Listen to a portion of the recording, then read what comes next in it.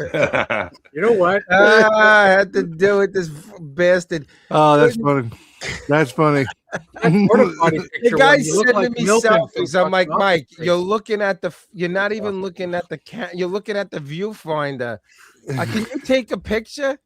And then all of a sudden he sends the other one with that fake smile, like he just took a dump in the porta potty. Well, he says first he says look at the camera, then he says don't look at the camera. I'm like, what do you want from me, man? I'm just a car guy. It was funny, and you know what? It's I'm watching it with delayed right now, waiting for people's reactions right now because it was really funny.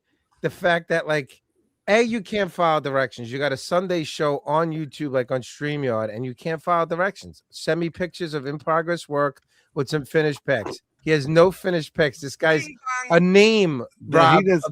He's one of the guys in the United States car community. The guy has no pictures, and the ones he has looks like they were taking pictures from like a Polaroid from like 1974. No, it was a disposable one of them disposable Kodak weekend cameras. Give me a break. Yeah, a little bit better. A little bit better. Right. Hold on. I'm watching because there's a delay, and I'm watching it as it's playing for everybody else as people are coming in, and it's just hysterical right now. Dude, look at that, that face of yours on that last picture, man. Wow. You like a wise man once said, Ronnie Dangerfield. Now I know why tigers eat their young. You know. You know what?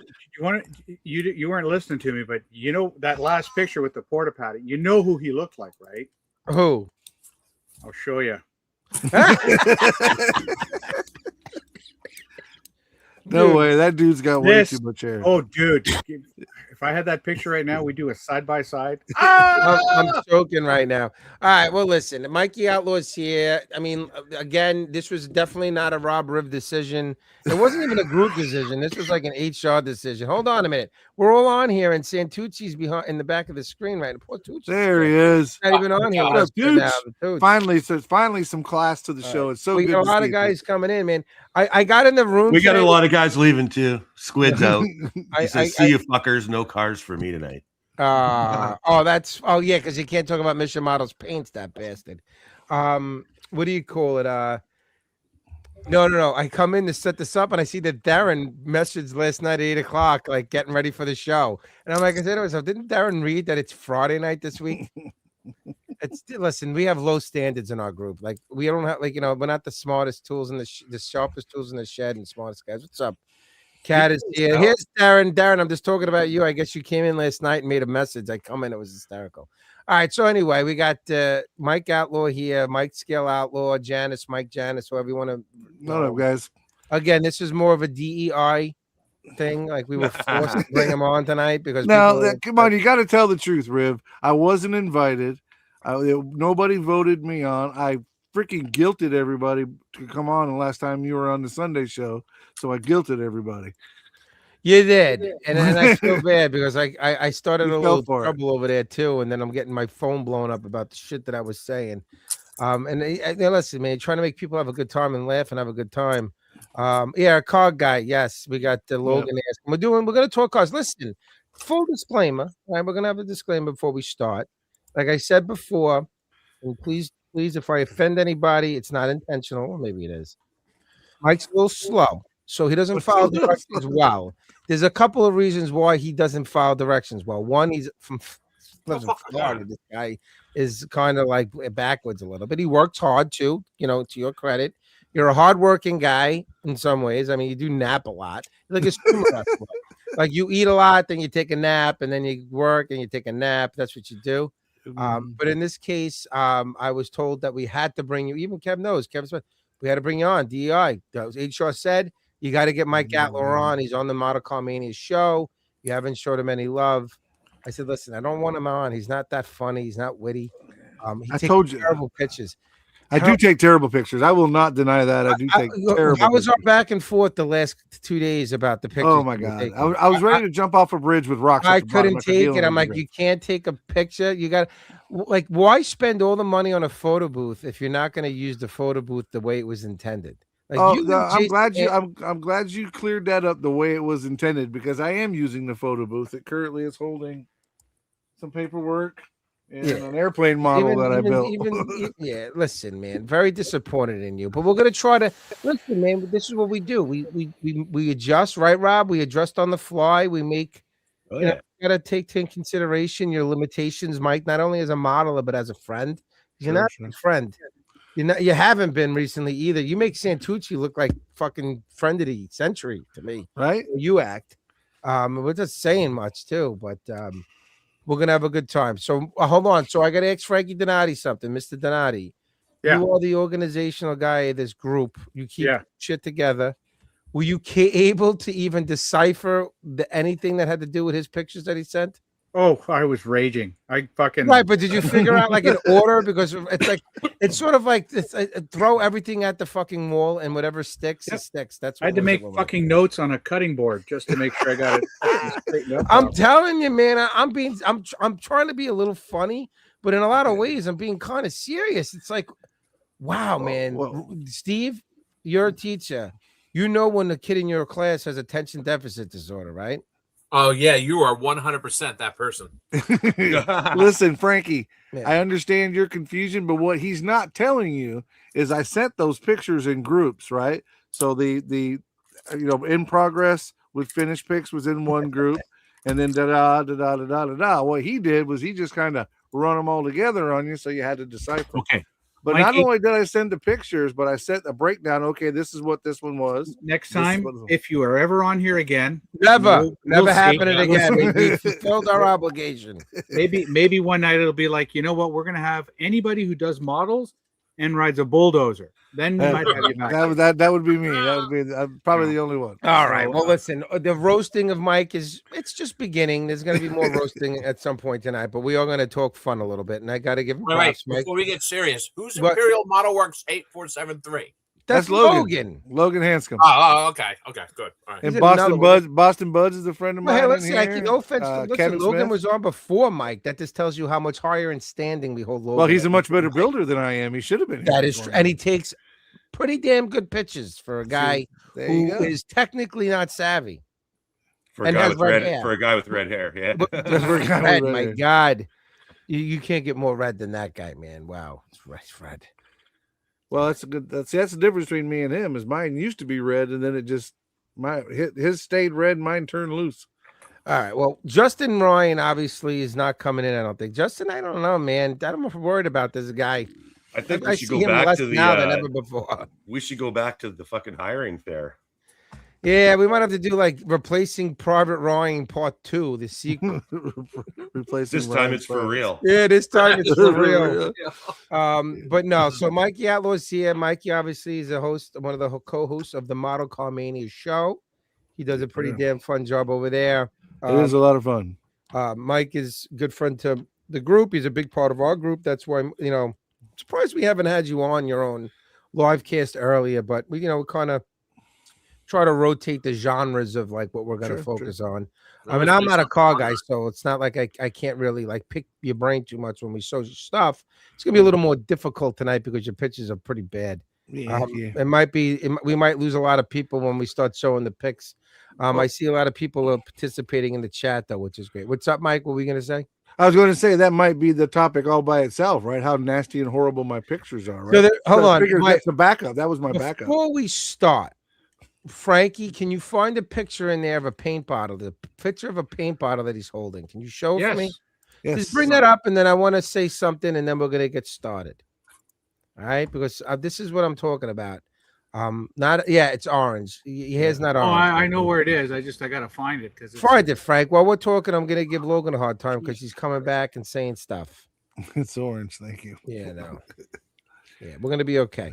All right, so a lot of people are coming in, Mike. You're pretty popular, man. I think people want to see me give you a hard time. That's why. Well, they want to see me fail epically because that's exactly what I do every time I get on one of these things. I fail epically, trip over my tongue.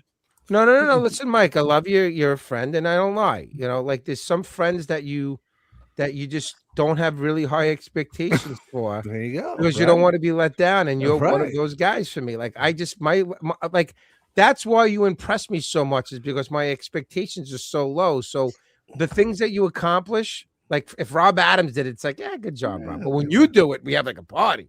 It's like, yeah, Mike, Right. you fucking did it, Look, man. he made a circle. Fantastic, Look at man. that. Wow, you're really fucking following directions. Right? Mike, Frankie, did you find it? Yeah, just give me a sec. You're Something got ruining my screwed up. joke, Frank. Well, it's coming. That's what she said. Yeah. Well, the whole Just put it chat's like talking this. about now. We got to find it because the whole chat's talking You about said the what? night that bottle exploded. But give him a second. I'll tell a funny story about that. I know Riv has got something to say about it. But Frank, what do I pay you this build up? extra This is 3 the build cents up. an hour on this? You demanded this increase, and you're not even living up to the expectations. It's the It's build up. because of the shitty way that he sent his photos, though.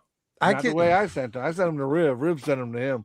No, it's because whoever sends me the pictures has got a Mac, so he converts all the pictures to JFIFs, which don't work on StreamYard.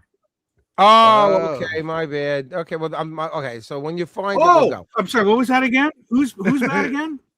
Nah, you're apparently bad. it's my The bad. joke It's my is bad. ruined. So, all right. So this is the thing. So, Mike, everybody knows you pretty much. Everybody comes in here. They know who you are, obviously. Sure. Even your good friend Chuck Rice is giving you a hard Yeah. time. Chuck, you gotta love him. Yeah, see, that's right there. Chuck, he knows. Yeah. All right. So give a little background, even background about yourself and stuff a little bit, and then we'll start talking about some of the work you're doing, and then definitely give you a hard time. And look at Santucci drinking chocolate milk tonight. Look at him. Chocolate milk? What are you It doesn't drinking? look like chocolate milk. It looks like a beer. Dude, from you know, here. my wife got a strawberry lemonade, like a strawberry that when we go to the Japanese place, she got one to go, and she came home and she fucking poured like 2 bottles of Tito's in it and fucking mixed it all up and started drinking.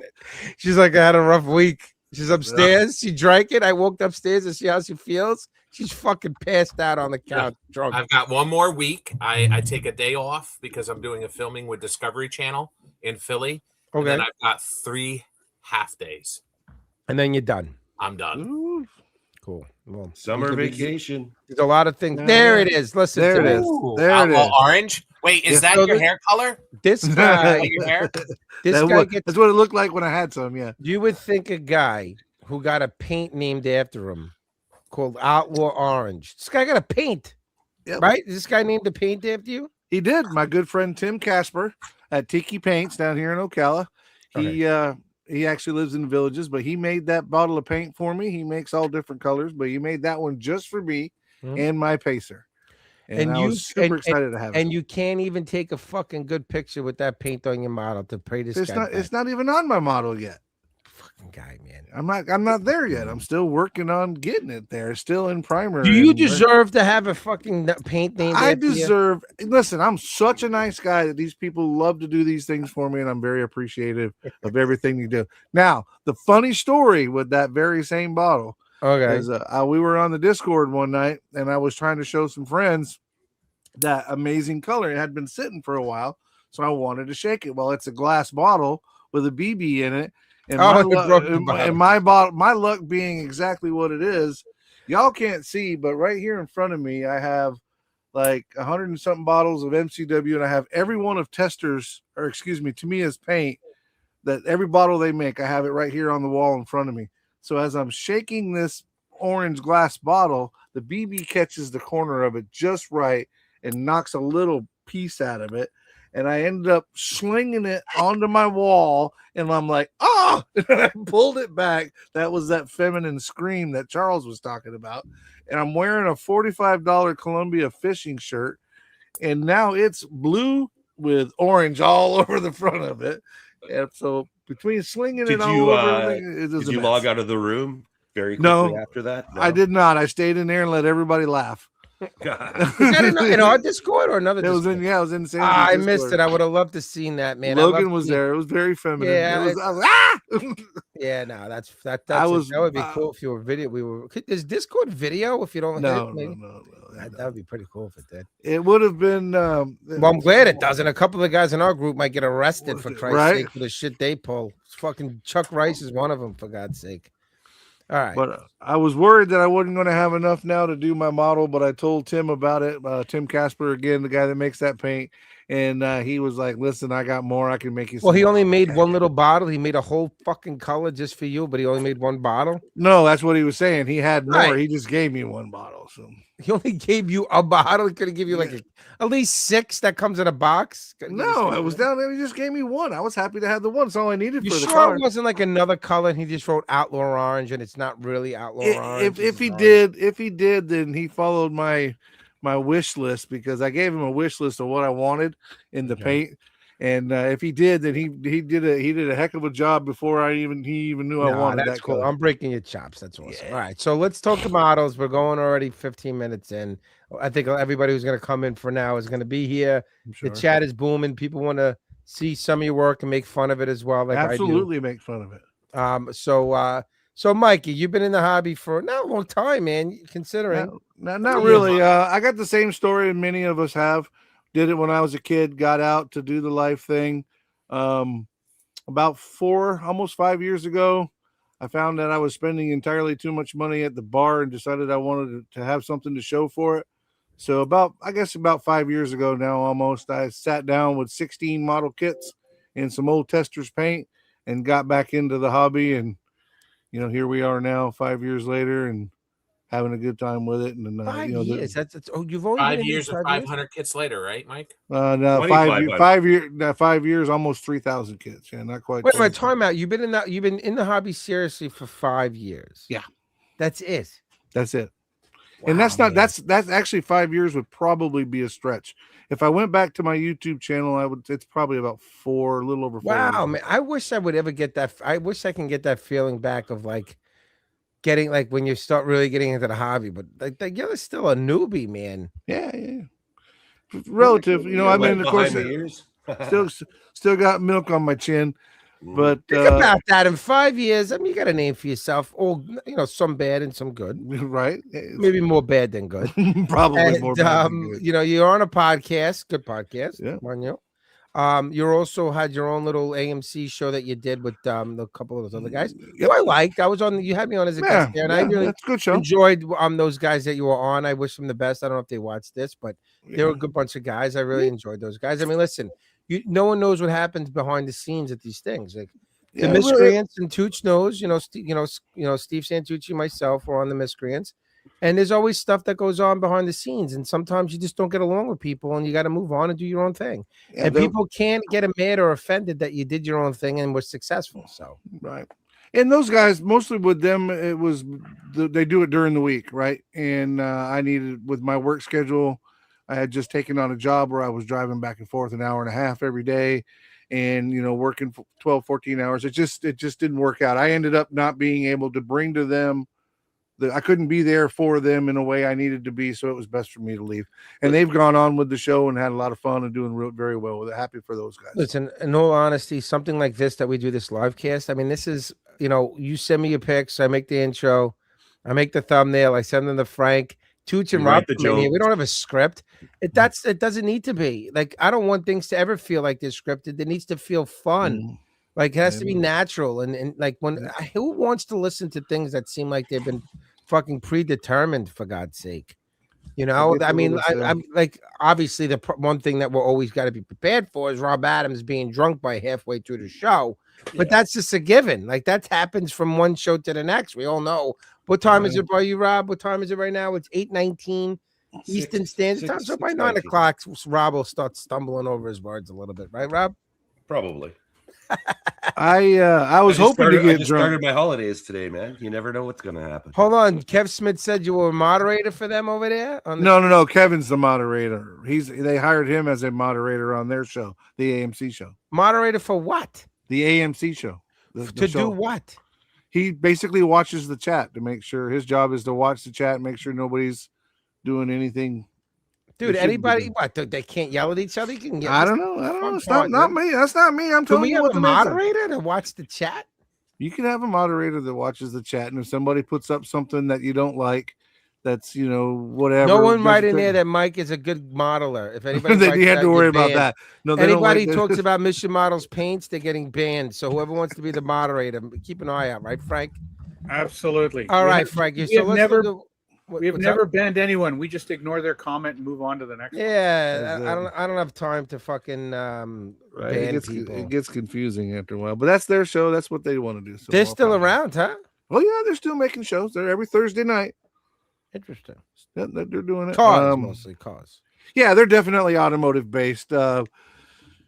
Bruce, I think, ventures out and does different stuff as far as he might do some sci-fi. Bruce doesn't talk much though on the show. I don't know. I those two guys didn't talk.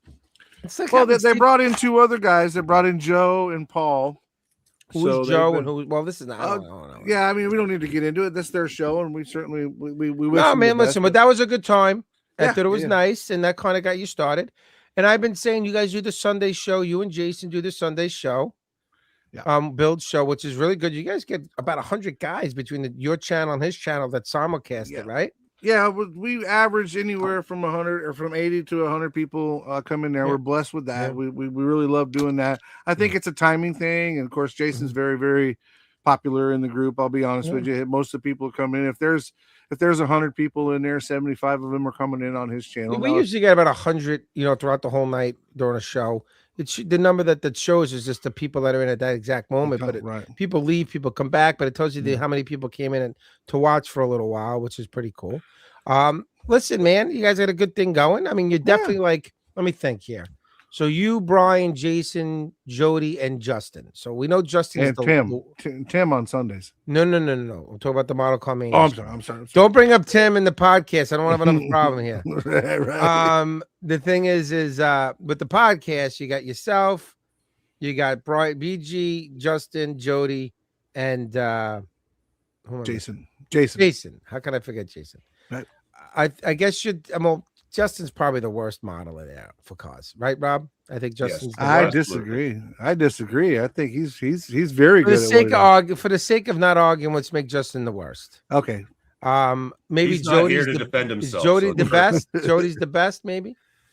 Jody's very talented. I think everybody on that panel is very talented. Mike, let's take it easy now. You're including yourself. I know. You gotta let me finish. Everybody but you. Right. I'm the anchor. I'm the thing that's slowing them down. No, otherwise, you guys all do good stuff. Are you kidding me? You guys all do good work, and that show's doing good. You just got to pump out some more shows. That's the thing.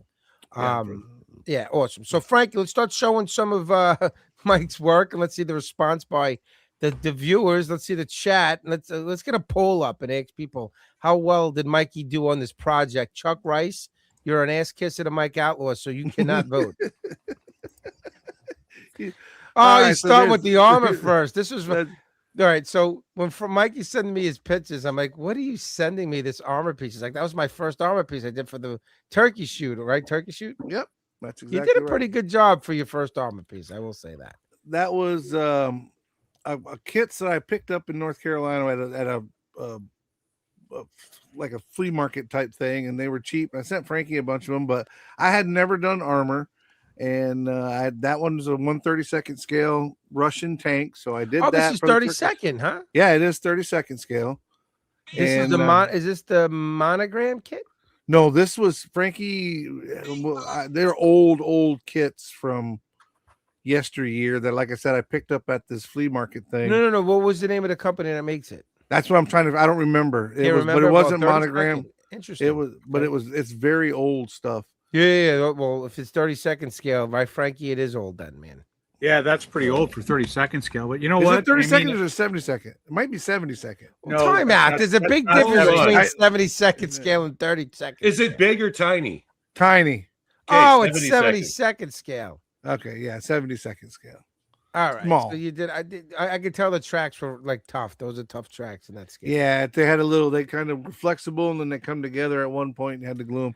I didn't know crap about what I was doing, but I wanted to do it for the turkey shoot. It definitely got me outside of my wheelhouse. It was a Russian tank, so I put the white powder stuff on it to make it look like it was, in the cold. Yeah, you did it. I think you did a pretty damn good job for a first attempt at an armor piece. It definitely was. It was. Listen, doing painting on a car is a lot harder than doing it. That one was fun. I was able to stain it up a little bit with some wash and following advice from all y'all giving me different tips and whatnot. But again, it was a turkey shoot build, so I had to make sure I was getting it done on time. Right. But I got some stuff You done did with it. good. I was Well, I'm glad that you tried something different, though. Yeah, that's what the idea is, right? To That's get out what the there. idea is, kind of. The idea is do something that's not too laborious. Is that the word, Right. Frank? Sure. Sure. And also, you know, something that takes you slightly out of your even Rob Adams does stuff that's a little out of his wheelhouse. Does little machine gun things that he wouldn't normally do, and Tooch does like a little something out of his wheelhouse. Me, I always do like a sci-fi piece if I can. Definitely takes me out of my. I did a plane. So yeah, no, man, you did a good job. So what did you use? The Tamiya paints for this? Yeah, Tamiya paints everything on that one, and the Tamiya powdered. The weathering powder, right? That's it. Thank you. The weathering powder. Yeah, that's it's all Tamiya stuff on there, but mostly the kit colors is what I went with. Like I said, I did a lot of highlighter stuff, and you know, in the rubber wheels, or not in the wheels, and delineate between the rubber and all. Changed the colors up there a little bit, but again, I was so unfamiliar with the vehicle and what it was supposed to look like, so I just kind of poked and hoped. Nice rubber work, man. Good. You work well with rubbers. I do work well with rubbers. I'm very familiar with rubbers. Excellent. Excellent. Well, yeah, don't want too many of you around, buddy. Wait. Right. Not magnums, though. Frankie, he's really good with rubbers. He doesn't have any proof that he hasn't not used them. Right. Yeah. A little man beast running around. Well, yeah, there's one out there, and that's it. He uses sheepskin. This guy, old school with a draw. The natural feel. I gotta get that. It's okay. I told Mikey that if he scans the UPC code at the end of the condom, he gets a prize. He said, why are we getting involved in this conversation right now, man? I don't want to. I gotta get this image out of my mind. Listen, just picturing him rolling. What do we got next for this? Show me another. So you know, I can tell the tracks are really rough on these kits, but that's to be expected because if this was an older kit, it was probably a UM kit. That's a good segue. It could be like I said, I sent a bunch of them to Frankie because I knew I'd never built them. That's right. You wanted to send them to me, and I'm like, send it to Frank. He's like, Mike, he eats anything. Send it to Frank. But they are some name that I didn't recognize. ICM, maybe. I don't know. Look at this guy. Gets his daughter to bring drinks to him and everything. Frankie gets. Well, he's a very important man, and take the empty with you. King Frank. Wait, is she eligible? I might have a young single man. She are you Sarah? Who, Thomas? Are you on the market? Yeah. Dude, what about Celeste? I'm trying to get her a new boyfriend. You can get Thomas. For you, $100. Thomas has a union job. Yeah, we got to get Celeste and Thomas hooked up. Yeah, there we go. Talk about long distance. Well, they'll have the same accent, so all right. So I apologize for all the listeners out there. There's a lot of bench pictures like this with Mike was shaking with his phone when he was trying to take a picture. I definitely take a lot of bench on literally in progress videos or pictures. So this would be the very early on beginning of the Northeast Dirt Modified that I just finished. This would be the resin kit as it came from my good friend Matthew at MCV Products. Sent me this. I've cut the rear bumper. At this point, I've cut the rear bumper off, and that was it. And as we go through, there's a lot of different. This is all 3D print, obviously. Yeah, right? It's all 3D printed. I love the file in that, and of course Matthew did a great job. He does a great job, period. But the problem with it is it's very clunky, it's like all kind of one piece-ish, if you will. So what I was doing was separating the bumper. When we get into the pictures, you'll see where I pulled the front end out. I took the kiss bars off the side and removed them to make it more accessible to be able to detail up and try to get something more out of it than just this clunky one piece deal. How was the connection, like the build plate to this? Is there a big build plate for this? This right, Frank Donati? This has to have Rob. This has to have a decent build plate, right, on something like this. Is it all one piece? Well, that was all one piece right there. Yes. So I didn't see the build plate when Matthew sent it to me. He had taken it off of the build plate. Yeah. Oh, he took it off you. Good. Yeah. It might warp. Yeah. So he had taken it off the build plate, but I would imagine that it's pretty good size because that chassis is probably 6-7 inches long. It's 1/24 scale, right, Mikey? Pretty much 1/24 scale. Yeah. Okay. What do you mean pretty much? Either it is or it isn't. I don't know. I'm going to say I don't know because I don't know the file, right? I know the file. 124, 125. I'm guessing that it's going to be 124 because 125th is it's going to be a bit bigger. MCV Products, they're sponsored for the Model Car Mania show. Yep, Matthew. Yes, they do good stuff. Good stuff. That's why Mikey doesn't do home. That's why Mikey doesn't do home improvement. 110, 120, whatever. Yeah, 120, 120. Whatever it takes. Whatever it takes. You want to be it? It's 7 o'clock in the morning. Perfect. What do we got next, Frank? All right. So there's the chassis, a little more detailed up.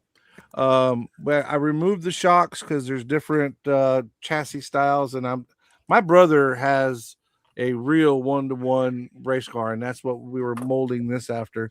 But he told me that he has coilovers, and he has what they call a coilover chassis. So this is a shock chassis, but I just put the coilovers on it.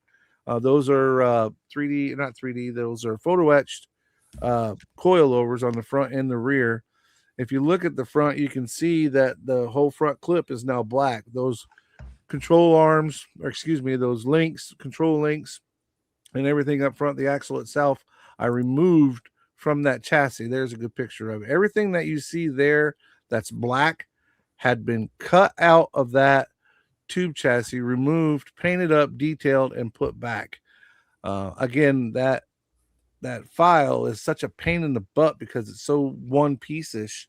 Without somebody that really knows what they're doing and can go in and separate the pieces and parts out of the file, it's going to continue to be that way.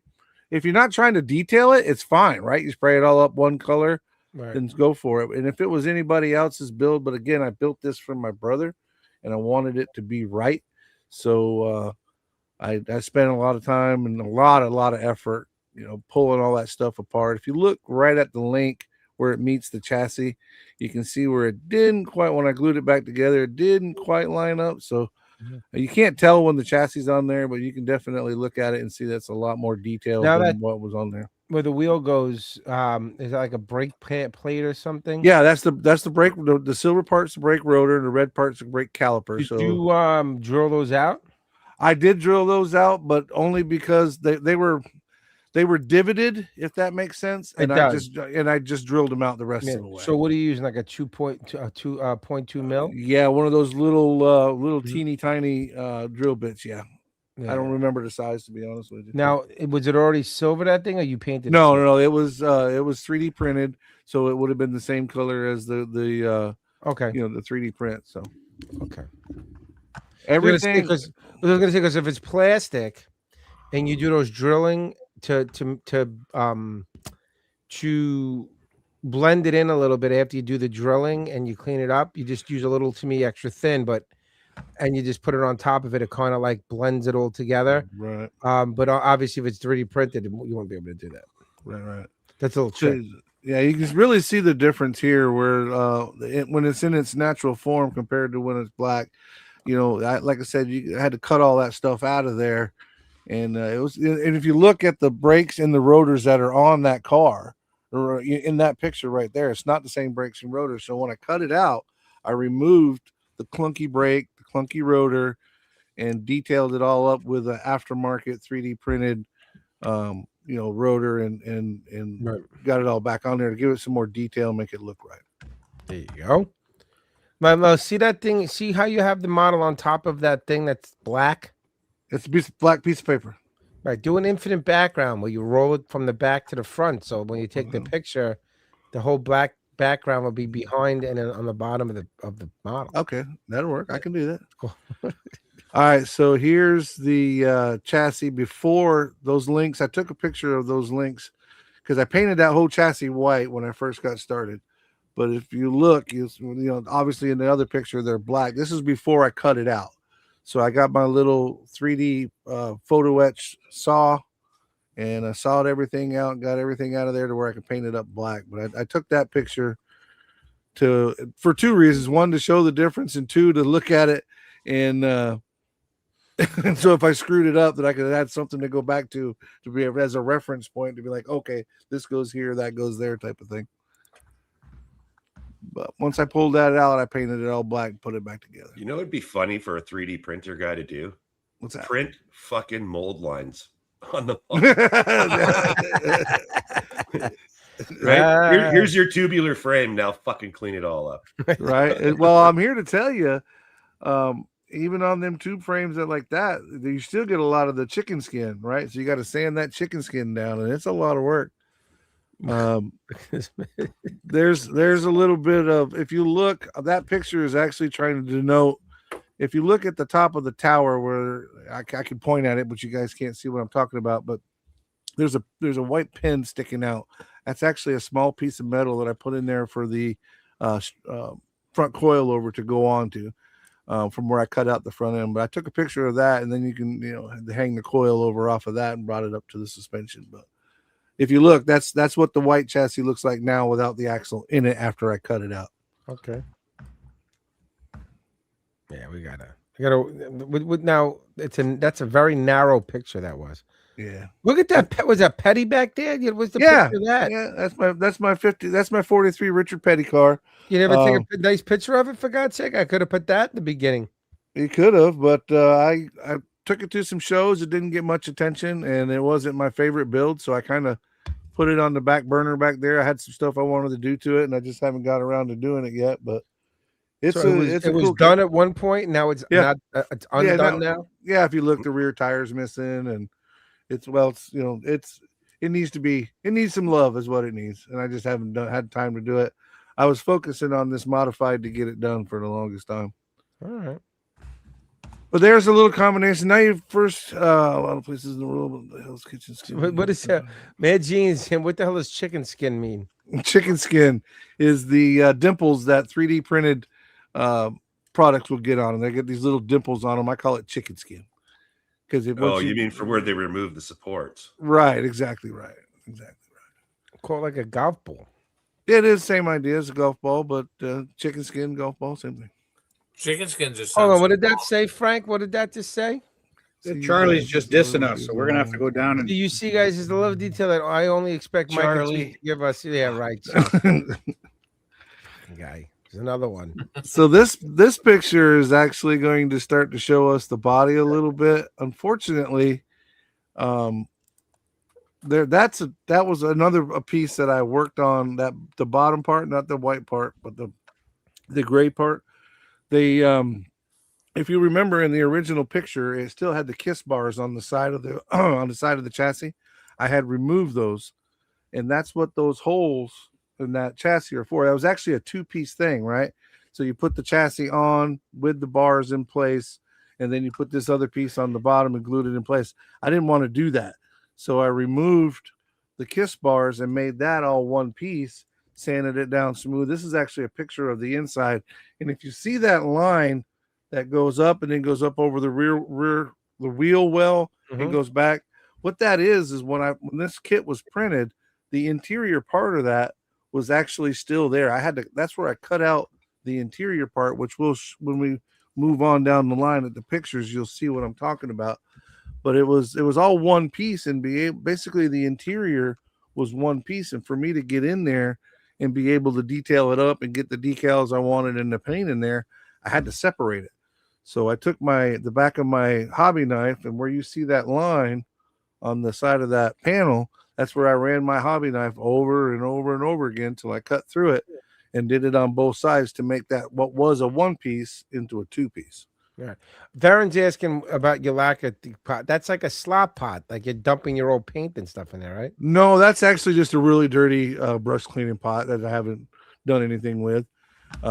It's just really, really dirty. It's just so you just keep cleaning your brush, mean your airbrush or your brush? No, my paint brushes. If you look, you clean them off in dirty water. Well, it's not dirty water; it's lacquer thinner, and it still works. It's just colored from the paint that I use.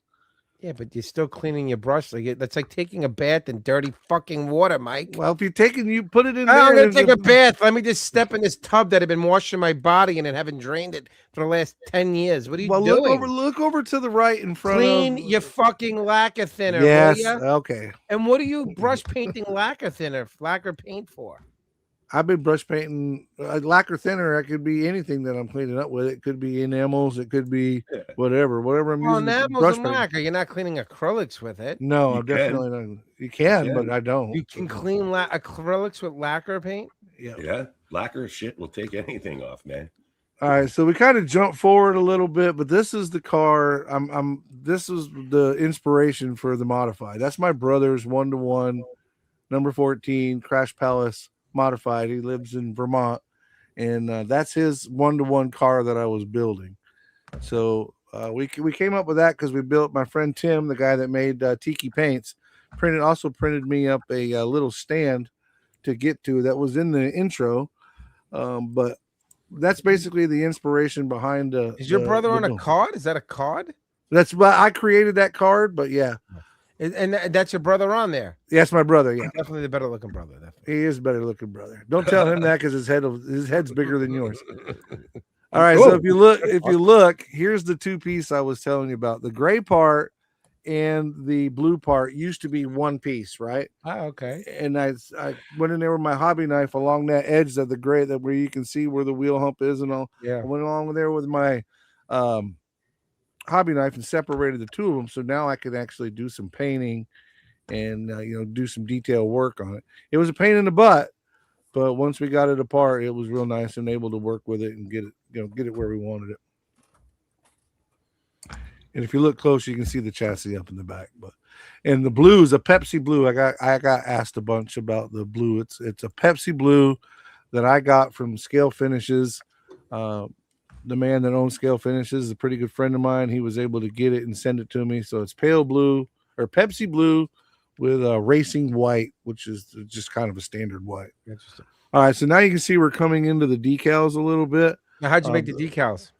My friend Terry over at STS printed up the decals for me, and want to give him a big shout out. Yeah, it took him a while to get them for me, but they fit perfect. And we didn't know for sure what the scale was on this thing.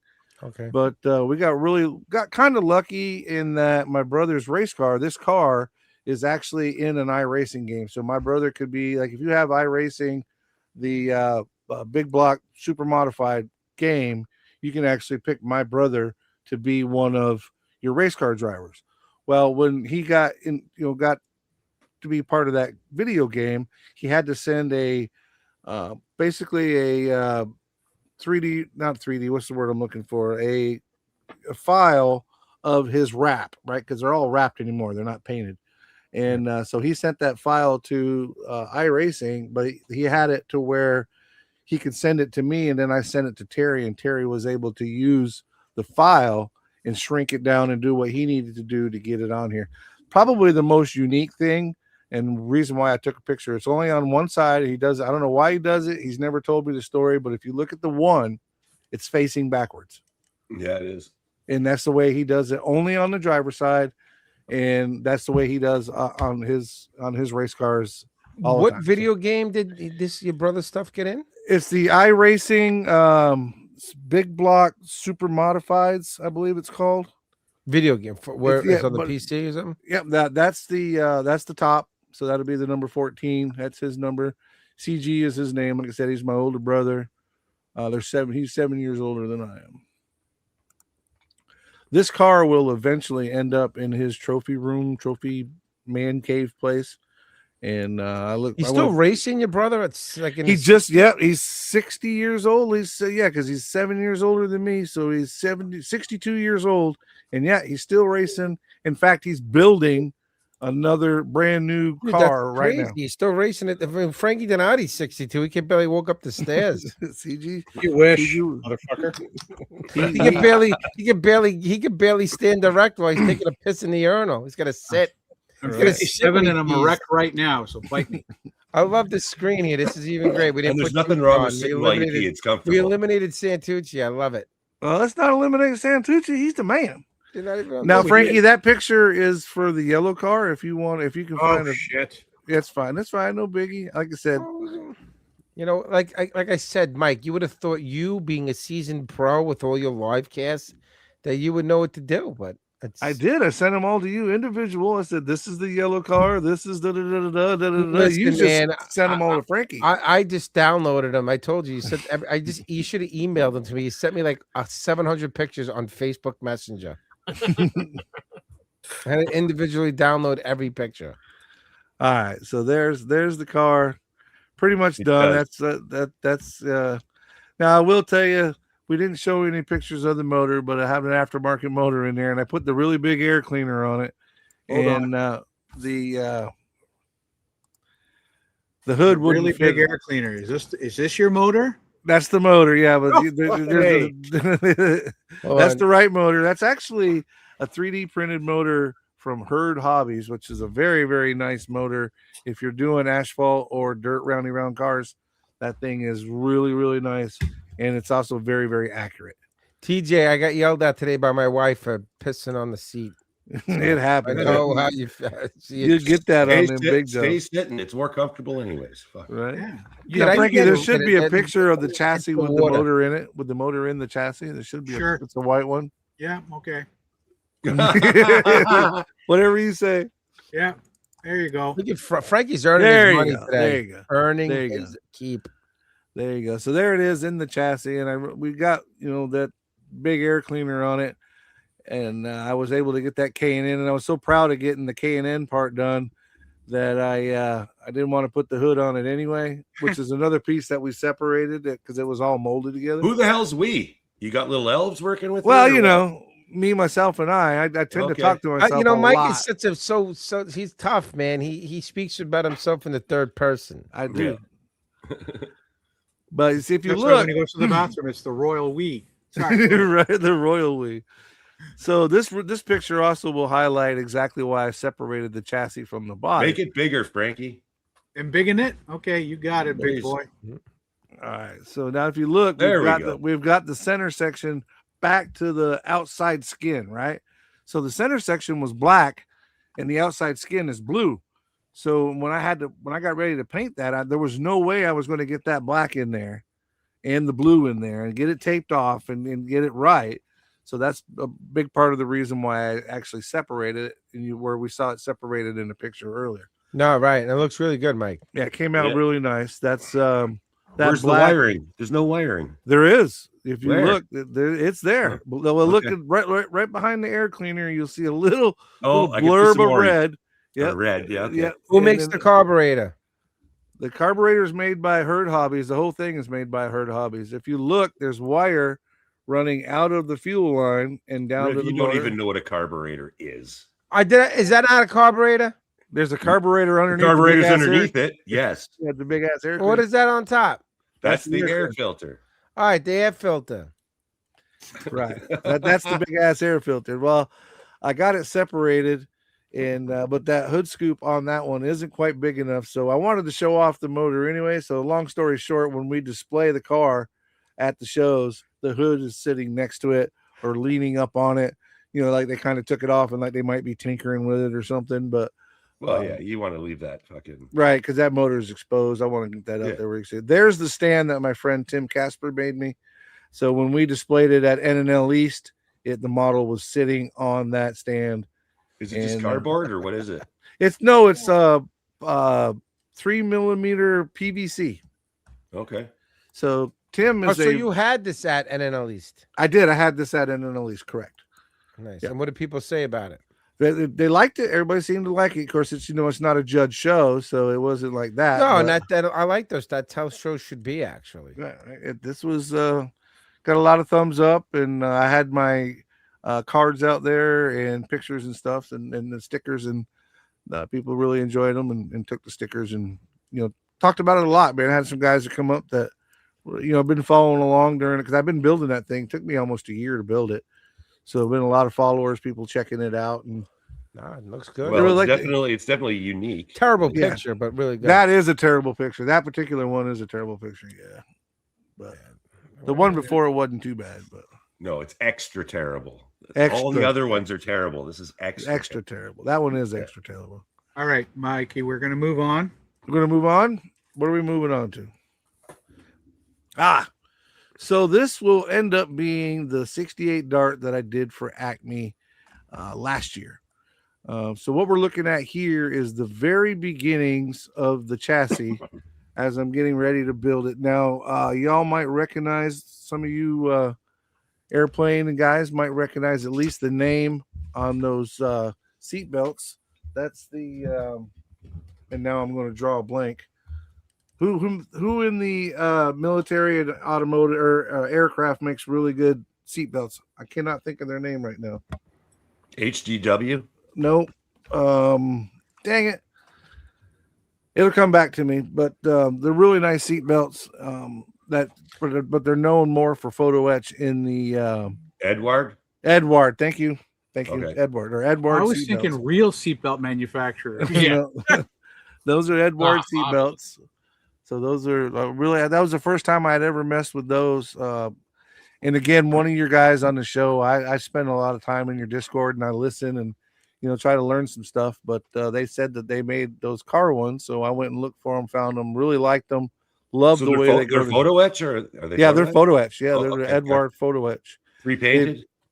No, they were pre-painted, not repainted, but pre-painted. Yeah. Now the only thing I had to paint was the edges. Yeah, like the edges, which I really just kind of roughed up more than anything, and made it look like they were frayed. But that whole seatbelt setup was also. I think I may have had to paint the center clip, but I don't remember for sure. The only problem I have with the Edward stuff is, especially for the aircraft, because they're a little bit smaller, right? But you can't anneal it, so it's hard to make them look relaxed and natural. Right, because they are the way they are. They're springy, right? Because they're made out of whatever the hell they're made out of, stainless or whatever it is. Here's the chassis. It's coming along again. And what's really cool about this chassis is this is actually out of a 90s, early to mid 90s pro stock Pontiac Firebird. Okay. So we're using the Firebird chassis to put underneath a 68 Dart. So had to modify the cage quite a bit to make it work, to modify the dash as well. But the basic cage and the chassis itself is all from the STP Pontiac that I used. Seats 3D printed, but it's kind of like morphing different stuff together, kit bashing for lack of better terms. Like the dash itself, the car was a Pontiac, so hope you hold it right there for a second, Frank. Not the greatest picture in the world, but the dash was actually right. It's going to be a running theme, I promise you. But the dash that was originally with the car and on that deck was the Pontiac dash, and it was very distinctive Pontiac, right? You could tell that it was a Pontiac dash, especially in the 90s. So what that is actually a NASCAR dash that has been redone to accept the to make it look like a race car, regular drag car dash. But I had to get the Pontiac dash out of there because it's super, super detailed. Now there's the motor that's in it. That's the firing order correct? No, the firing order is nowhere near correct. But the last time I checked, it wasn't going to fire up and leave, so I left it right there where it was at. Actually, you want to know the truth? I don't know if the fire order is right or not. I doubt it very highly. Does that make no? It looks too neat. Yeah, that's what I was going for. It was clean. Yeah. There's an order of the fire. How you do it? Some people will. Some judges. If I wire it, I try to find out the firing order. That's how I do it. Yeah. Rob, man, come on, Rob. Who's talking to us here? Right. But I mean, Christ. I mean, your fucking room is in shambles, and you're gonna be fucking worried about what order your wires are. It's a little mini rabbit hole you can go down while you're doing it. It is a real. All right, time out. In all seriousness, how fucking hard is it to put how many wires are there? 8? There's 8 in the coil wire. All right, so how hard is it to figure out what order it goes into? Like, is it that hard? Well, it doesn't go 1, 2, 3, 4. It goes, and everything overlaps differently. All right, everything overlaps. I mean, it can't be that fucking difficult, for Christ's sake, Rob. Rob, you put a whole motorcycle with carbon fiber decals. You're going to tell me you're going to struggle with putting in a couple of wires? No, I was just asking if he fucking followed the fucking. What are you getting all crazy for? I see one little thing, and you like if it was your brother's car, would you have done it properly? Man. I probably would have done it paid more attention if it was his car. Mike, can I ask a serious Yeah. question? Like this Yeah. picture in particular, like what did you do to create this picture? I set that car. I set that car. No, on like it's like why is it so narrow for? Like it's Probably like 'cause I'm I'm looking holding at. on. Hold on, time out. You know what that looks like to me? That's like that thing is on a desk and there's a door, and I'm looking through the fucking keyhole. At the front. Yeah. That's from holding the phone this way and not this What are way. you doing, landscape, dude? Right? I don't know. Yeah, but I still, just- even that should crop that shit. Listen, You can get a better TJ, I'm picture. going to tell you right now, man, and I'm going to put this on the record. You ready to hear this? I build a car, building it, painting aside, but we're just talking about the build. I'm knocking it out of the park. He doesn't know what a fucking carburetor is. I or know a- what a carburetor is, asshole. or a clutch because he can't. All right, drive hold on, standard. time out. Hold on, Hand time in your out. boy card, Listen man. to the reasoning. Go back to full screen now. We're going to have an argument. Go back full screen, Frank. Wait, but he's never driven a tank. Time before, out. yet he built I them. never drove a fucking tank before in my life. I sure as hell never been in a Stug before or a King fucking Tiger. But I and can are you build the wiring fucking their engine. engines? I can build it. Doesn't mean I fucking know what it is. So Is that where we're at in this world? hey, Especially in the world of modeling, that I need to know how it operates to be able to fucking build it. We're just talking cars, man. I and can you don't build a know shit. toilet. I can give me a Bye. design of the toilet. I Back to the guarantee pictures, I'll Frankie. build a great toilet. I don't know how the functionality of it works, but I can fucking build it. See what you started, TJ? You started shit. Now me and Rob are gonna fight. Probably won't be on the next podcast. That sounds like Rob. Anyway, back to the car. Listen, Frank. Anyway, back What? to the car. Disappointed Frank in is all you guys, moderating and I right would do now. a good job if I built that engine. He's All a of a sudden moderator. now, and it's like an rocket idiot. science on where the wiring goes. Hey, dude, it's a lot harder than you think, especially if you Oh, want to I'm fully sure it's wire a fucking engine. really difficult. Christ, have you ever Oh my made? God. Come on, dude. You think that's harder Next. than doing a lot of other things in this hobby, wiring the engine?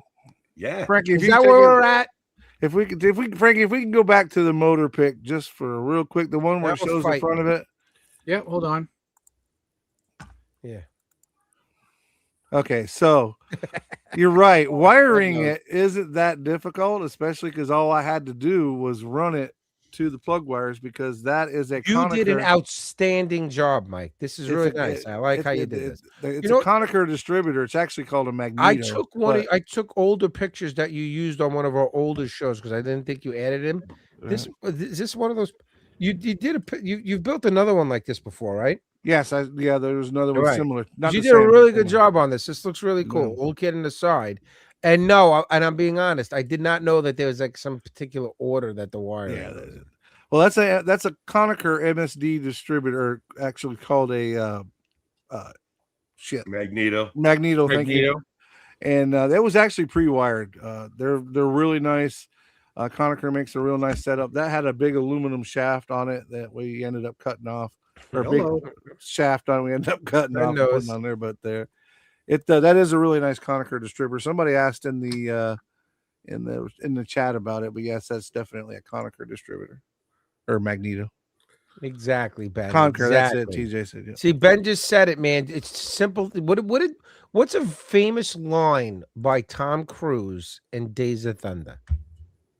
What did he say to Harry? When Which they're time? sitting there and he talking about like how he was like melting the tires too fast. You know, Right. listen, communicate with me. Let me know if the car is feeling loose or I don't tight. know. He's like, I have no any- idea what you're don't know- talking about. He's I like, don't what do you know mean? any He of that. goes, I don't know nothing. All I don't- know is I put the key in the ignition and I fucking drive. I don't know how it works. They Right. told me to drive and I could go fast. And I can do it. drive. Exactly. That's how I am with a lot of this shit. I don't know how it works. I don't care as long as I just give me the keys. That's it. All right, so now we're starting to get in a little bit to the actual car. So we've got the Dart strapped over that Pontiac chassis. Obviously, the door's missing and the front clip's missing. I decided to display the kit when it was all said and done with the door off so you could see the interior, see the detail of the seat and the seat belts and the dash and everything. And I wanted to definitely pull the front clip off to be able to show off that twin turbo Hemi that we have on there. It's hammy. It's a Hemi. It's a Hemi. And if I'm being completely honest, I wanted those K&N air filters that are on the end of the turbo. I wanted them on there, and the front clip will not fit with those being on there. So I was just like, we'll get to it here in a little bit, but they'll show there it is in full display form minus the front clip. But That's a cool fucking car, man. It looks great. That is fucking cool. It came out really nice. Yeah, it looks lots of detail in there. That's what I get kind of caught up in. There's a lot of the detail stuff. Yeah, well, that's what brings that. I mean, listen, that's what brings the model to life. It does. You don't want to build a model like Rob Adams, where he just like does a little thing here and there, and then like closes it up. You're going the full 9, Mike. This is what separates you. And that motor there was super difficult because of all that tubing, right? You got the turbos and everything has to be lined up just right, or else the tubing looks like it's completely off, and you can't. So it took a lot of. I use white glue a lot. I'll white glue stuff together, and then I'll mark it with a Sharpie and line up my lines afterwards. Once it goes on there, I can line up everything and make it right. But again, that's that with the door off and the front clip. I'm pretty sure we got a decent picture of it with the front clip. You ever weather any of these things? Yeah, I have, but that's another thing that I need to do more of and need to get better at. So I need especially to a race car should have. Yeah, a race car should be weathered up a little bit. I actually weather up the bottom of the cars a lot of the time. The part nobody can see. That part. Yeah, the part. Yeah, but I put mirrors underneath them, so. Okay. So there it is. There's the front clip put together. Pretty proud of that. Where in fact the fenders were actually cut away from the styrene, and of course we put the grill and the hood in there, and glued it all together so it's one piece, and then painted it. White glued it first, and then got all the seams where we wanted them, and went ahead and blew it all apart, painted it, and then put it all back together with still hiding glue. So, and it's got PE. If you look, it's got PE hood pins on the top, which I thought was pretty neat. Yeah. And a couple went ahead and Frankie, if you blow that picture up. Is that how it would come apart for real? Like they could just pull the whole front off? Yeah, they'll pull the in a race car, they'll pull the front clip off. Yeah, that would be all the clip would be all fiberglass. But I also on the inside of the fenders, just to make it, give it a little something. I put some Dodge decals on the inside of the fenders, some racing livery. Some racing livery on the inside of it. So, but in real life, Adams, absolutely, yeah, they'll pull that front clip. It'll have Dunce locks on it, and they'll pull that front clip right off. That way, they have full access to the motor to be able to do whatever it is they need to do. All right, so we're gonna ask the age-old question: what color primer did you use underneath the yellow? Underneath the yellow, are you a pink guy? No, I started out with pink on the first body, and I did not like the way it came out. I wanted that yellow to be stupid bright. That's mellow yellow from Tropical Glitz paint. It is a very bright yellow. I did not like it under the pink, so I put white primer base. Why does the pink make yellow better though, Rob? It makes it cover quicker, and it deepens it a bit. It does, but like so I said, if you want very vibrant, yeah, you wouldn't go with pink. Yeah, you're right. White. I wanted that bright, loud. But even over white, it still takes a few. Oh yeah, there's probably no joke between sanding and all that there, and there's probably 10 coats of yellow on there. It's a 4-ounce bottle, and I put 2 ounces. When you use pink, it probably took what, 3? Yeah, maybe that, but it wasn't that bright though. It like you said, exactly at the contrast. But there's probably 2 ounces of paint was put on that. I sanded back down and then taken off and sanded back down. But it definitely had a lot, and it was originally white plastic, which was very helpful in getting the white primer down because I wasn't covering anything. Right, white doesn't like to cover. And yellow doesn't like to cover either. But neither does red, really. Red's another one. Yeah. ZT Phoenix said that silver too underneath. Yeah, there's I've heard of that. Yeah. Silver will do it. Silver will make it pop. Make it like your reds pop or your candies, especially with your candies, it'll really make them stand out. Well, you need a silver undercoat for the candies. Right. You got to have a base. Silver, gold, something for the base. Yeah. Why? That's for the metallic? Well, because the candy is a transparent paint, right? Oh. So you have to have a bright, base. I use the Alclad stuff, bright candy silver base. Fuck, I love that paint. I use that shit for everything, man. It's great paint, man. It's like Frank's hot sauce. You put that shit on everything. Like when you need something that's just baby. It's just shiny enough. It's not like chrome. Everybody's asking for a group awesome. build. A car. People are asking for a car group build in the Insanity. We should do something with the Model Car Mania and do something to give away prizes. If bikes count too, I'm in. I got a bike to do. No, Jason just did his. Well, unfortunately, with Jason, he does for his street machine build. That's the one thing he doesn't accept, or the two things is semi trucks and motorcycles. Well, fuck him. Jason's he's that's a street machine build, though. So fuck that guy. He's very narrow-minded. Jason Hanscom. He's not. Jason Hanscom's one of the greats. He's not even watching tonight. That's how much he likes Joe. He's not even I think he's got something going on. So all right, so we're going to step up to what I'm working on. What I'm working on now. Screenshot of a fucking. That's that's what my Pacer looked like in the box when I got it. Right. That's what it was supposed. That's what the people at MPC, when they designed that car, they said, "This is what you can build." Dude, you screenshotted your entire screen. Oh, I did. I did. Look, man, crop that shit. I like. I would do like a Nova, man, a Chevy Nova.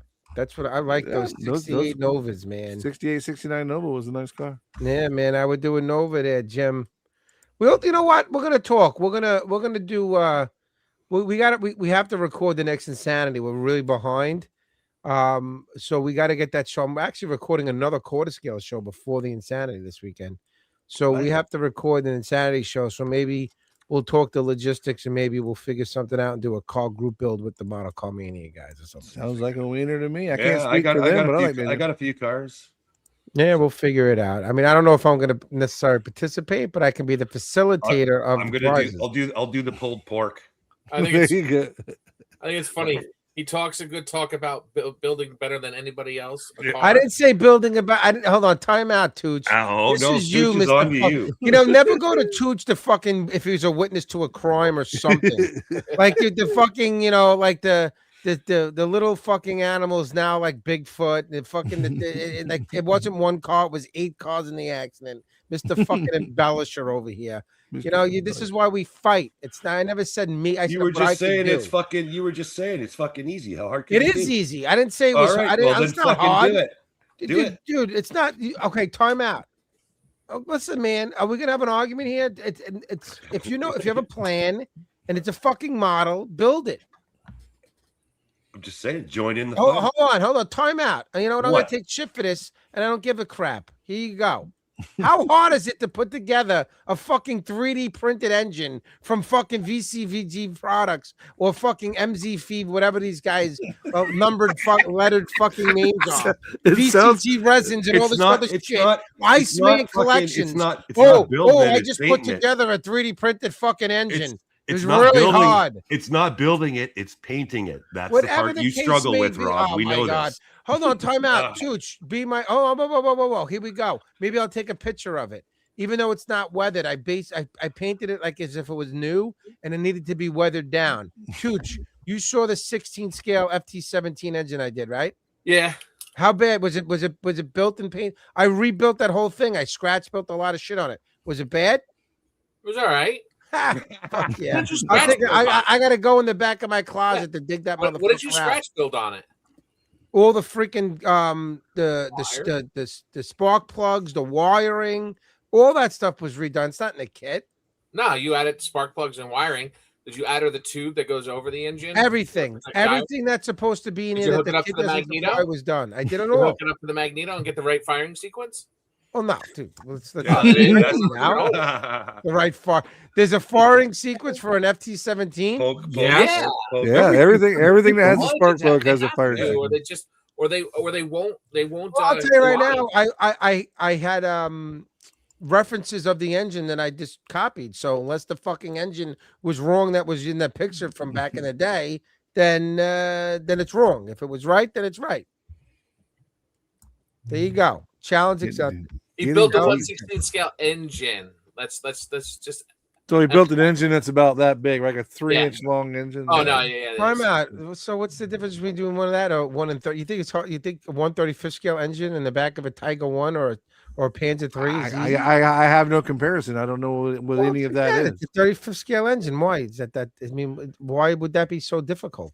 I said a 16th scale engine is about 3 inches long. Automotive. Listen, man, I know these guys are now qualifying it. Oh, it's got to be painted, right? We're talking about building it right now. Like, we're not talking about the paint. Is it difficult always back to build? to building it right now. Yeah, but hold on, is it hard to question. build? Is that what we're talking about? We're talking about building, modeling, the basics. The basics is the only catch to a 3D printed motor that I would say is for somebody that didn't have any idea of, wasn't familiar, right? Is they unlike a kit, it doesn't come with instructions. Could you figure it out? Probably. Would you maybe get a head-on backwards? Wait a minute, they don't give instructions on how to assemble their fucking product, though. No. The hell? Like that's kind of odd, though, that they're like figure it out yourself, asshole. Because they're assuming that most people know all the different parts of an engine. They'll show you a picture. Well, here. Hold on, you're making an assumption that every single person who's building a model is aware and familiar how it is on the real vehicle. Yeah. A person that's spending money on aftermarket probably does have some fucking engine knowledge. Right, but you gotta have some sort of, even if you don't put it in the mod in the actual product itself, you don't have a QR code to scan to see it built or somewhere on your site. It's my understanding that Josh from BCG is working on something similar to that, and I've talked to Matthew from MCV. I think there's because it's all based on the person who makes the file. The person that makes the file is the one that can make it easy, right? Because they can blow the file apart and show you how to put it together. Hold on, those companies that are selling it aren't the guys that are developing them. No, there's most of those. Josh gets most of his stuff from Chris over at Scale Speed, and Matthew buys a lot of stuff from different designers. But most of those guys are not designing their own stuff. They're buying stuff and then buying the file or the rights to reproduce the product. Dude, anyway, you guys just so the challenge is on. We're gonna further discuss this, and of course, as usual, Rob Adams will get egg on his face again for like the 50th time. I'm surprised he doesn't have salmonella by now. What? For what? Just everything. You do all the stuff you've ever called me out on that I had to this, like, Rob, you don't have to pay me. Don't worry about it. Okay. Anyway. Okay. Right. Carrying on. Right. Carrying on. So let's keep going. This is Mike Outlaw. This is he's got another 15 minutes. We're gonna kick his ass out of here. So let's make it. So let's make it quick. So this is what I'm working on right now. And there's a reason why you didn't get any finished pictures of this, because I'm not done. So this is the 76 Pacer from the model box. And what I'm doing with this, if you look at the back of that, that is not the tail lights or the bumper from a 76 Pacer. That's out of a Viper, which I'm basically using the chassis and make it a street machine type thing or a pro touring Pacer. Okay. So that bumper, would you cut it? You had to cut the I cut the factory bumper off of the Pacer, and then I cut in the Viper bumper. And what you're seeing here is after I've got it tacked in place, a little bit of glue holding, now I'm putting my putties in there and working on it. That picture was actually taken before the putty was put on. That's where it's kind of roughed in with a little bit of glue. Yeah. Did you ever think about using like that where you got the cut line? Mm-hmm. Did you ever think about using the plastic from the sprue, stretching it out and melting it in? No, not sprue goo. Sprue goo is when you like actually put the. You're talking about stretch sprue. Right? I'm talking about stretching sprue and melting it in there and letting it solidify, like harden, and then you sand it smooth because you're using the same plastic and it's going to bond better and probably be smoother, and you won't have to worry about keep going in there and applying more putty and stuff to get rid of those divots. Trust me, it works like a charm. I'm sure it does. I haven't done that. I've seen it done. Every time I get heat near plastic, I end up warping and tearing shit up. And if you look, you melt it in with the glue. You melt it in with the glue. You melt it in with the. What you do is you put extra thin and you let it. You blend it in and then let it dry, and then you go in and sand it, buff it, and use like your sanding system to get it nice and smooth.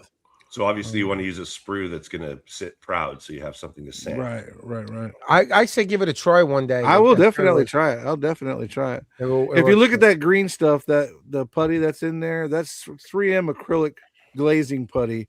That is my go-to, especially for big holes, big gaps. And then I go over it with a thing called dolphin skin that smooths it all out. But in this picture, you can see where when I cut the bumper off of the original, that I had to take a section of the wheel well out, and I'm basically reclaiming that section of the wheel well, and I'm going to piece it in there. And where the black marks are, where the ink is where I'm eventually going to get cut back as we move through the photos. I graph that little piece that's there, graph it back in, cut the bumper back, and get it sealed up. So where now are you doing all the inside of it too? As much as I can of the inside of it. Yeah, that's not a great picture, but that's and why a Viper? Why what was the well, the biggest reason, honestly, the biggest reason behind the Viper is one, it was a kit I was never going to build anyway, and the wheelbase, at least in this scale, for whatever reason, the wheelbase matched up perfect with that Pacer, and so didn't the width. So it was basically it just boils down to a really cool chassis, an independent front and rear. So how did you discover that though? You're like, wait a minute, I basically was trial and error. I was hoping that it would work, and it did.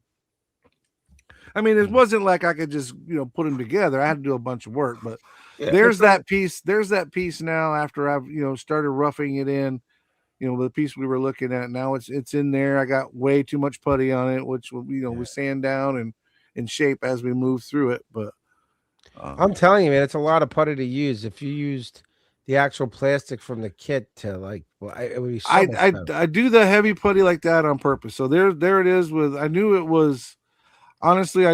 wasn't ready yet, but I wanted to hit it with some primer, and part of that was for pictures, really, to be able to show people. And plus, that's Mr. Surfacer 500 primer. So it's a sealer primer, so it's going to help fill in some of the smaller gaps. So I just went ahead and laid it on there, and that helped with the pictures that I wanted to take. And what I posted that, it was like, you think you're smooth, and then primer tells on you. It was really what I was getting at. Yeah, that's nowhere near smooth. No, it's nowhere near smooth.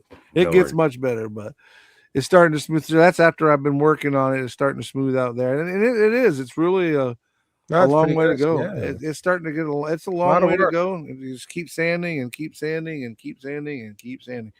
My biggest problem and we'll see as we go on to the picture, I keep changing and adding things to it, and when I do, that probably would have been fine. What a lot of guys don't recognize is the Pacer had that big window in the back. Well, that was the first thing I did, was filled all that in and made like a little mini panel wagon out of it. And I was saying, you're still going to have like the panel line there or whatever. No, the panel, when it's all said and done, it's gone. Yeah, that's been rubbed out. But the bumper was something I decided to do after the fact. And then, now we get to, I decided I wanted to go ahead and put some basically a wheel flare kit. I wanted to make it wider so I could get my tires up inside of it. And I'm looking around at what I got on the shelf, and I found a Shelby Cobra that I decided I was going to hack the Shelby Cobra up and put that in there and make. So now I've got the bumper finally smoothed out and looking like it should. And now I'm putting rear wheel flares on it and making that happen. That was early on. It's been sanded some, but that's basically the back half or the side of a Shelby Cobra. And I use the fronts and the rears. Don't drop that thing, man. It'll fucking there's landing everywhere. There's the Cobra that I use the body out of, and you can see, especially the front flare I really liked, and then the blue, you can see it on the blue kit where it has that big bubble for the rear. I wanted that, and basically cut the Shelby into 4 sections. Who makes the best Shelby? Oshima. Oh, really? They do? Wow. Yeah. That's why I cut the Revell kit up. The Revell kit's nice, but I have the Oshima, which is much better. And there's the front one, the front flare. I just did get that mounted. You can look and see that I haven't cleaned out the inside. When it's all said and done, I'll go in there with my sander and grinder to answer your question from earlier, Rob, is I'll go in there and I'll grind all that stuff that was, factory stuff, and I'll grind it back to where it meets where the flare actually glues to the body. and I'll smooth that out. And it may not be perfect, but it'll be down to like an 800 grit sanding job on the inside. So if anybody looks up underneath there or whatever, it'll be somewhat smooth. It needs some machine guns. It needs some machine guns. Yeah. It could use those. But after that, I think I'm done as far as the modifications to it. Now, can't see in that picture, but the body line, that's what would be the molding, is gone now, and where it says Pacer X is gone on both sides of the car. I will keep those factory door handles there.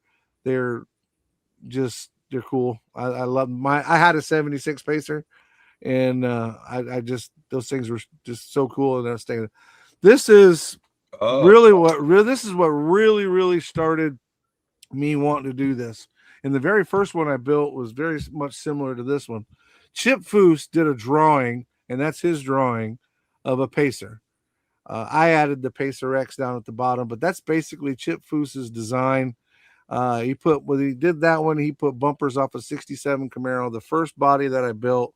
I didn't put the flares on it, didn't do anything to it, but I did use the 67 bumpers front and rear off a Camaro, and I made the splash pan on the bottom.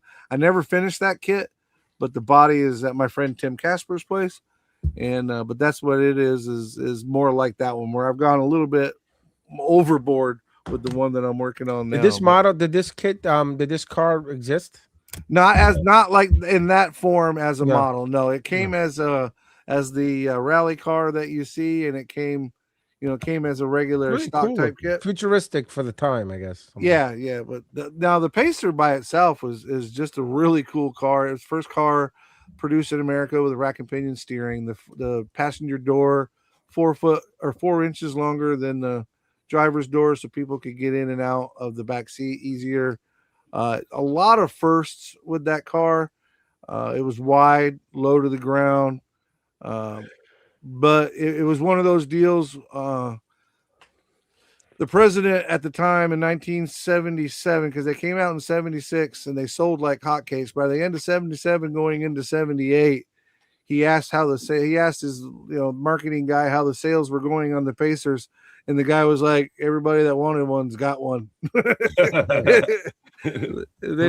They stopped selling. They were producing them so fast that they, AMC, it was their last. They ended up with like too much stock. Yeah, they ended up with door panels falling off of brand new cars, and they were stomping them out faster than they really should have, trying to keep up with the calling until they, and everybody knows in 86, Lee Iacocca came in. He got in with Chrysler, and he came in and bought the brand, and they went out of business from there. But it was a little motor car company that could. That car and the one-to-one version of that car is exactly why I can't stand GM to this day. That car was designed around the rotary motor that GM was building at the time and had figured out. And that car, AMC had dumped a lot of money into designing that car around that rotary motor. And then at the last minute, GM pulled the rotary motor up underneath them. So then it had to get the 4-cylinder and the 6-cylinder, and it basically broke AMC. Looks like a pregnant Datsun. Thanks, buds. It kind of does. It kind of does. It does kind of look like a pregnant Datsun. I can definitely see that. Yeah. I'm not arguing. Studebaker, the car of the future. What movie? Right. That would have been Tucker. Yeah. Oh well, that was a tagline. Remember in Hollywood Nights? Brought to you by the car of the future, Studebaker. So is this thing like tubbed then, or? Yes and no. The chassis, that's part of the reason again why I'm using the Viper chassis, but the chassis from the factory has a little tub in it. Okay. So now that it's wide enough, it fits up in there just fucking. That's wild. Yeah, it actually fits up there without the flares, but the tires. So a Viper and a Pacer are the same fucking size. At least in this in this model, this scale, whatever it is we're working with here. But yeah, they're both 124 scale. I don't Mikey being very imaginative. Well, that's what I like to do is kit bash it, and I don't call myself a scratch builder. I think those guys have a unique talent. Scratch building means you're making shit. Yeah, exactly. Making shit. I can make pieces of stuff. You're kit bashing. Yeah, I'm kit bashing and doing some. I can make some stuff, but not like a whole thing, right? Sometimes you don't have to. Sometimes you can use parts that are readily available. Right. A lot of stuff I can tie in, right? I can Right. tie in something that You kit can bashing find at. it somewhere, you know. Yeah. Look at Frankie. Frankie, are you watching Pornhub again, Frank? Frankie's finishing. Hold on. He's quick. He'll be done in like 10 seconds. He is quick. He is quick. Good man. job, No Frank. doubt. Anything else for this guy? No, that's one. Like I said, I'm working on it. That's the one I'm taking to do Acme with me. That's one. I love that they named the show Acme. Like, why? It's Acme it's an acronym for something. Yeah. Atlanta Car Model Association, I believe. Car Modelers Association. Acme is the name of the club. Association starts with an A, not an I was going to say, was it called Acme? Enthusiast, maybe, whatever. Okay, there you go. So Acme is the name of the club. The Southern Nationals is the name of the show, but it's just generally known as Acme. What's the age group of people who are doing cars at these shows? Like the guys that go to like Mosquito Con that I see, like car guys, I like there's some I think there's some younger, not young, like meaning like a 20-year-old, but right. They're not all fucking, wearing Depends or have drippy prostates, for Christ's sake. Right. Seems like there's some youth a little bit in there. I see in my opinion, I think it's a little bit more youthful than like the plane and armor community. I would say our average builders, if I'm being, it would be somewhere in the 40s to 60s. But I'm with you in that when I go to these different shows and it happens to be aircraft, ship. I mean, those guys all tend to be a little bit older. But the ship guys are old, man. Yeah. But you'll never hear me say anything bad about anybody, but especially those ship guys. In fact, you'll hear me say bad things about people. Just the opposite. You get one of those guys that can build a ship, and I see somebody bragging about how they can build a car or they can build this. All right, go build that like he did, and then come back and tell me how great those guys are. Amazing. There's different levels of ability too. Right. But those guys. There's some old guys that still build a pretty damn good ship. Some old guys still build a pretty damn good car model too, depending on the people. But there's a lot of guys that do that, but. Maybe when I get Rust-Oleum. Can, whatever works for you, let it work. This one was a 48-hour group build that I did. It's a Oshima. I always say that wrong, but Aoshima 240 Volvo race car. I didn't do it up in the box art. I did it up in the green. Stole some of the decals off of it, but it's essentially. That's how it came out of the box. Puke green. I like the puke green. I really did like the puke green. It's actually slime green, but I like that with the black bumpers. Green. It is pretty pukey. But with the white decals and the black decals, the black bumper and all, it kind of popped pretty good. I liked it. And I had never built one of those type of kits. Those fucking headlights are. Yeah, I know. Looks like Lego. It does, but that's the kid. That's the way the car looked, though. I mean, it really was the way. I mean, I'm not saying it didn't. I'm just whoa. That was, and if I only had 48 hours to build it, so I wasn't like trying to, go crazy. Not bad for 48 hours. Yeah. And it took me forever for the paint to dry. So, but it's a, it's a what do they call it, curbside. So there's no motor in it. So, but it was a lot of fun. It was the first one I had built like that. It was completely, although it was still a car. It was out of my wheelhouse. It was something that was completely different. So it made it challenging to get it done. Well, if the hood's going to be closed, there's no reason to have the motor in there. Right. Yeah, it's all molded shut. Yeah. So to cover an interior and a tank, but not having everything closed up. Right. But that one was a lot of fun. And 48-hour group builds are always fun. Just like the turkey shoot. You always have a good time doing something. Turkey shoot's always a great time. Yeah. We always have. I mean, if those people in the chat, most of the guys here, was it 65 years old? I never built a ship. Yeah, I haven't built a ship in a long time. I love ships. I take 4 or 5 months to build a car. I can only imagine how long a ship would take me. Well, Get used remember, to photo etch. One of the things that we forget is when people describe how long it takes them to do things. Like Frankie Donati is like Mr. Speed Builder and painter there, but how many hours it took you to do it. Because if you're like only building an hour a day, yeah, it's going to take you a lot of extra days and months. If you're spending, 6 hours or 5 hours at the bench on a day, that's a lot of time. If you're doing that every day for 4 months and you put in 170 hours into a build, God bless you. Oh, yeah, that's how on a regular, like not like a huge project, like a regular build. That's a lot. I mean, you learn to build quick. I've been trying to get you, Mike. I've been saying it forever for you guys to take better pictures because we're trying to get the model car, truck, motorcycle magazine to sponsor and have you guys contribute. But when you take pictures like and you know what it is? I've got the camera. I really do have a nice camera. I got the R50, which is a really nice camera. What, a Rebel? Yeah, whatever you want to call it. Those will work. That's the DSLRs. Those will work. It's a Canon. Yeah, it's a Canon R50 Rebel. Yeah. But it's got the flip out screen, and then I got the photo booth. It's just a matter of not being in a rush and taking a picture of it while it's on the workbench and super easy, as opposed to setting it over there and, like you said, you got to get the infinite background going. You got to get we'll teach you how to do that.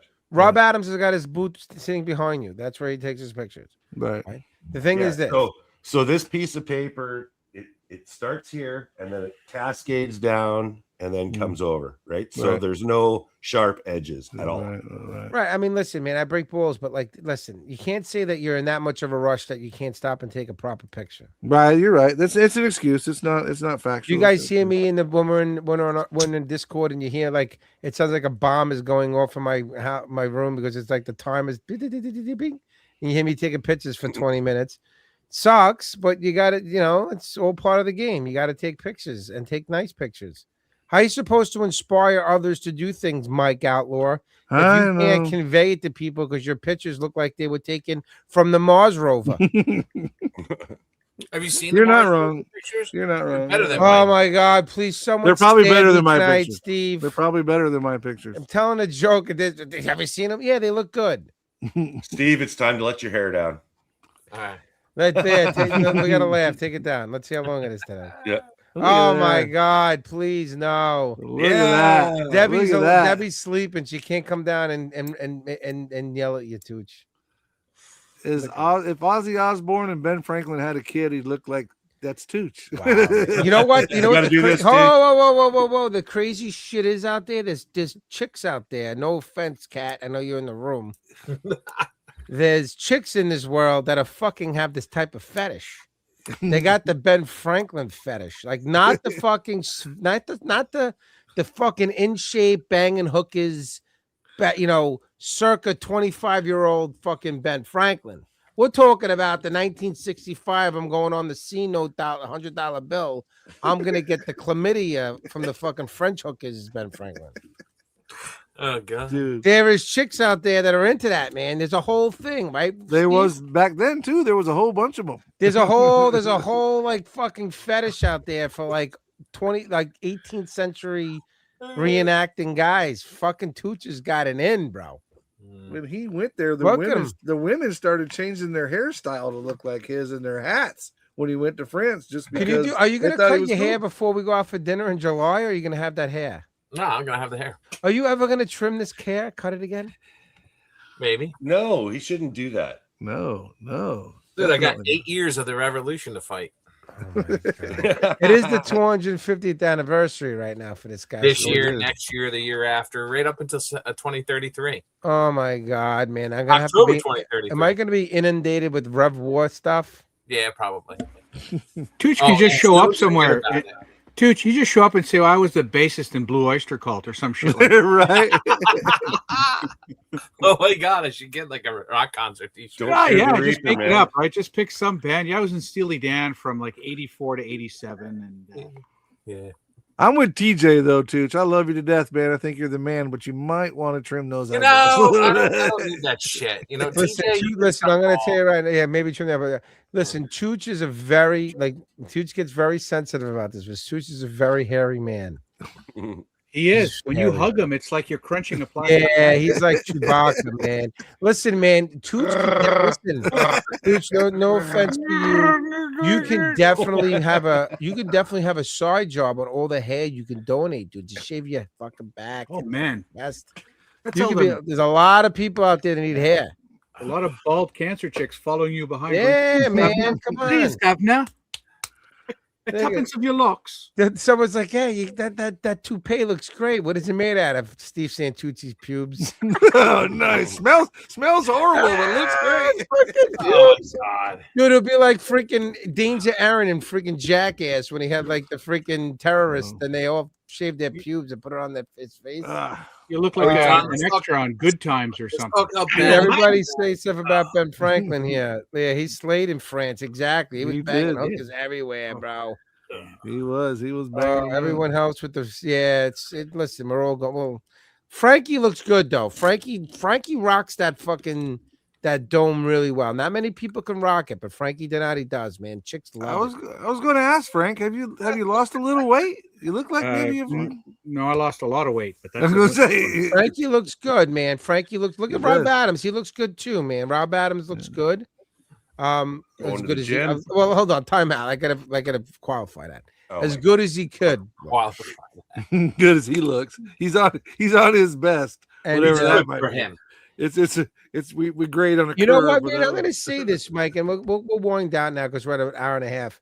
But I'm a little disappointed in your fellow podcasts and your Sunday show guys. None of them showed up tonight. No, they didn't. They didn't. Jason Hansen didn't show up. Tim Ryan, we know, doesn't like you, so he didn't show up.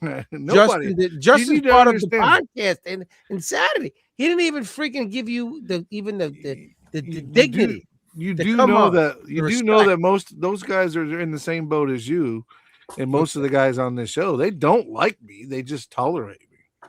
You know what you are, Mike?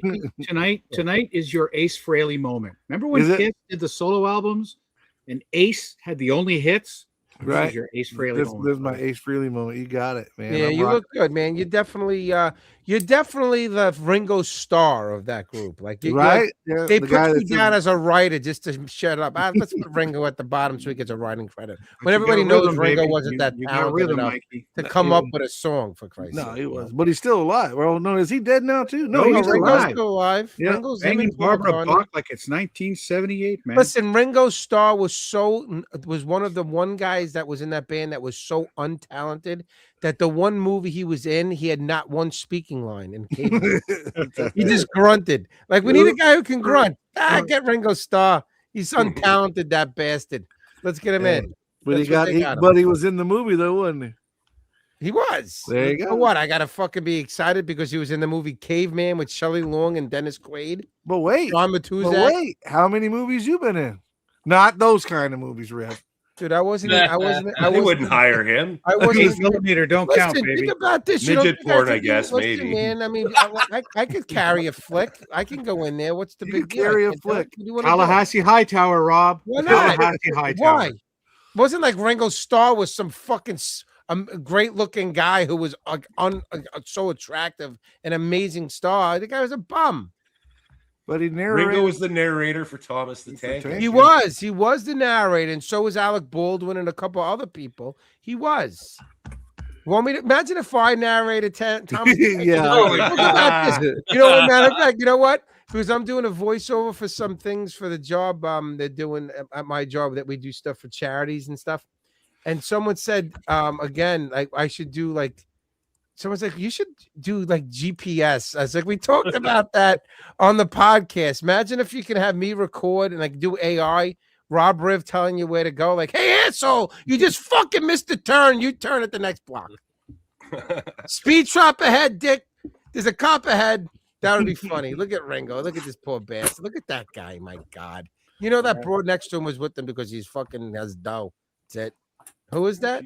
That's Barbara Bach. She still looks good, man. Who's Barbara Bach? Barbara Bach. You don't know who Barbara Bach is? She's an actress. She was in Spy Who Loved Me. Oh, that's right. That's right. Oh, she looks terrible, man. Oof. Like, you look any good? She's like 70 something. I look good. 80 years better old. than her. Nah, she looks good now. Is that who he's with? He's with her? Yeah, he's still with her. Oh, wow. It's Ringo Starr.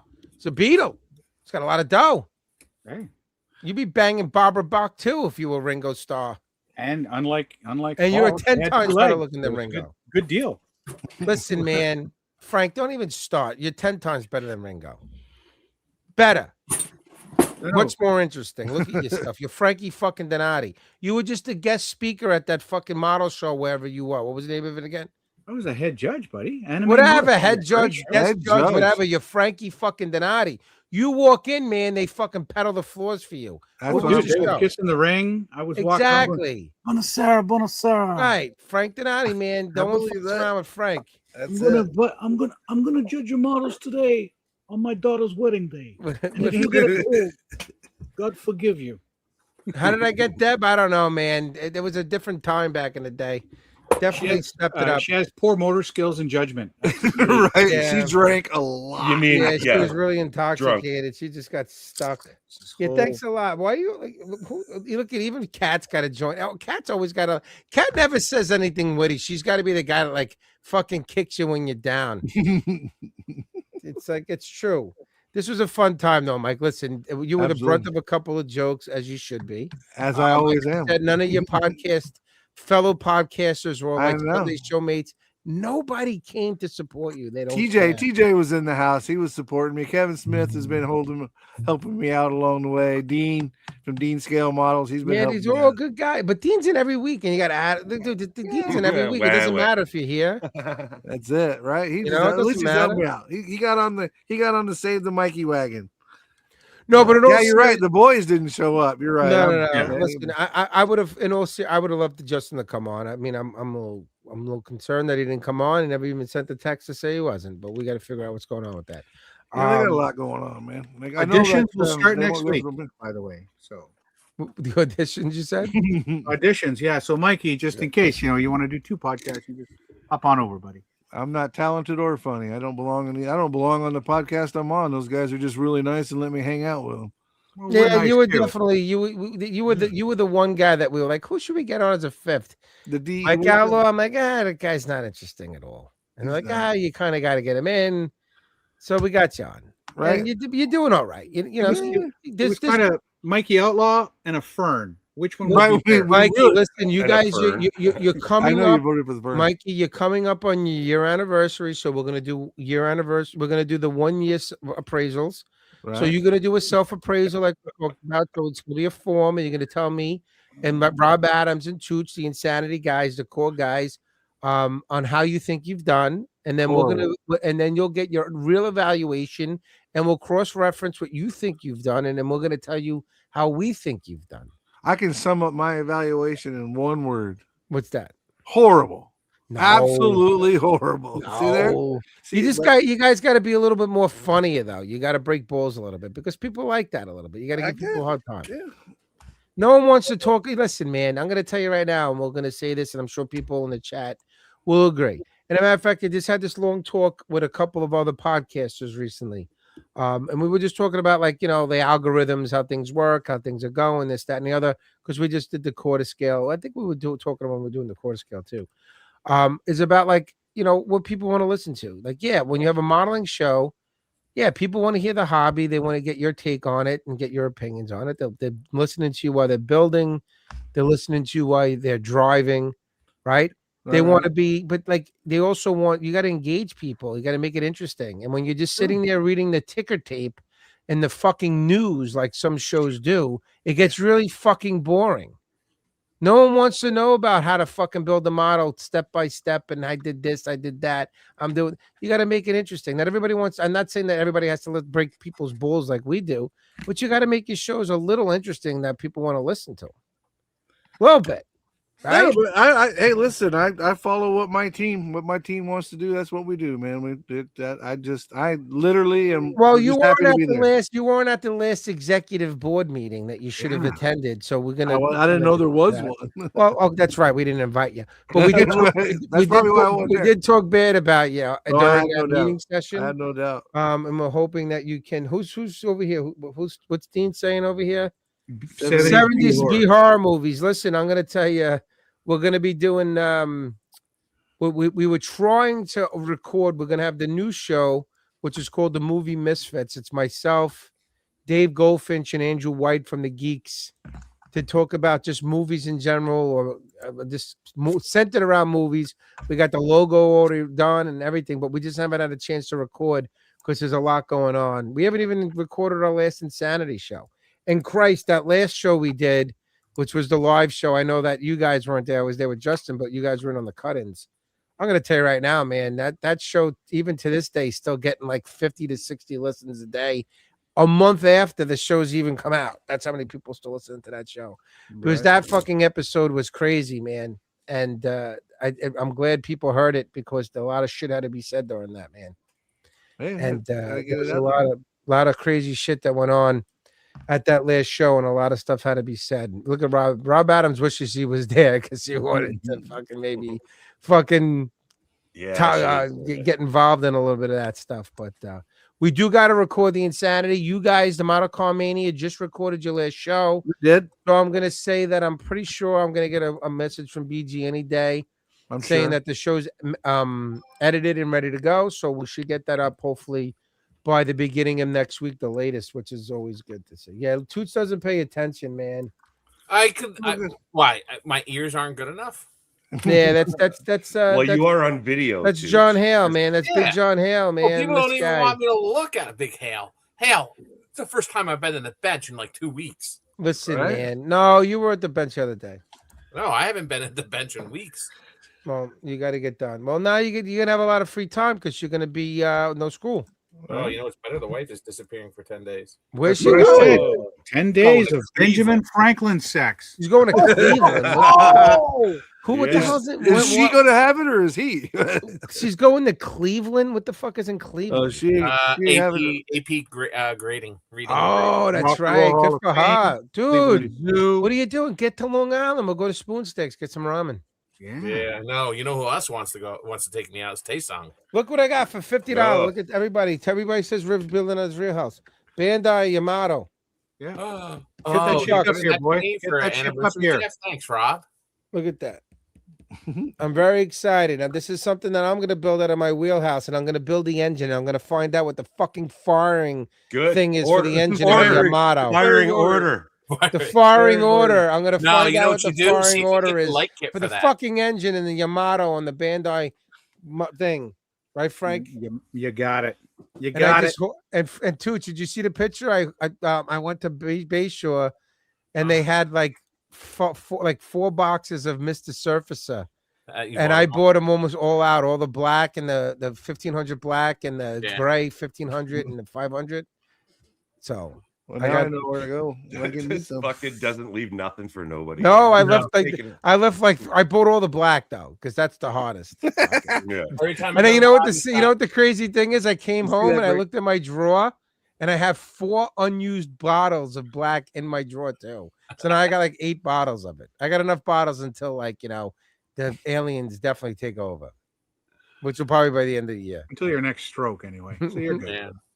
All right, so we're gonna kind of wrap it up. This is going a long time. We have a lot of guys in here still. I mean, people are laughing. We're having a good conversation here. What's this? Instead of saying who's your daddy, Toots wants to say who's your founding. Look at Santucci, my God. If you go to the Metropolitan Museum of Art in New York City, there's a wing where they have like historical art. Oh, yeah, I'm going this summer. And there's let's go together when we come into the city. Why don't we do that when we go for the dinner for our anniversary in July? Why don't we do it? I'll talk to the boss. And you walk in there, and there's a painting of Ben Franklin that they did in France when he visited there. And I swear to God, it looks just like Steve Santucci. Every time we go there, I go, Deb, it's fucking scary. You know what I should do? It's fucking Steve Santucci. When we do go, Rob, I should bring my 18th century glasses. When we get into that room, I drop my hair down. Oh, you should take a picture. And you got to get the right. You got to get the right hat. Well, dude, it's really fucking. I'm not kidding. I'm not trying to tell a joke. It's the truth. It looks just like Santucci. It's eerie. It's really fucking eerie. It's really eerie. It's really bad. And I mean, listen. I don't know if it's a compliment to find out that you people say that you remind them of Benjamin Franklin. Not that Benjamin Franklin, because that dude was nailing everything. If it had a heartbeat, it was in trouble. Ben was bad. Ben had the clap. He was fucking had a lot of problems, right? Frankie Donati, that guy was like fucking. He had a couple of issues, but he had so you got to give. He had elephantitis of the nuts and stuff. It was kind of hard to sit with that guy, All right. Kept eating peanuts. All right, this is a lot of fun. Man. Keep an ear out. We're gonna definitely do. We're definitely going to do a car group build for the Insanity, but I don't want to step on the toes of our model car podcast. Riv looks like a before picture. Thanks a lot. I'm down over 10 pounds in 3 weeks. I'm doing good, man. I'm back. I feel good. I'm back. We got to talk to you guys, Mike. Yeah. We got to consult with our car guys to see if it's, maybe we'll do like a Rob Adams can maybe him and Justin can figure out the parameters of what the car build would be. I don't know. Sounds good to me.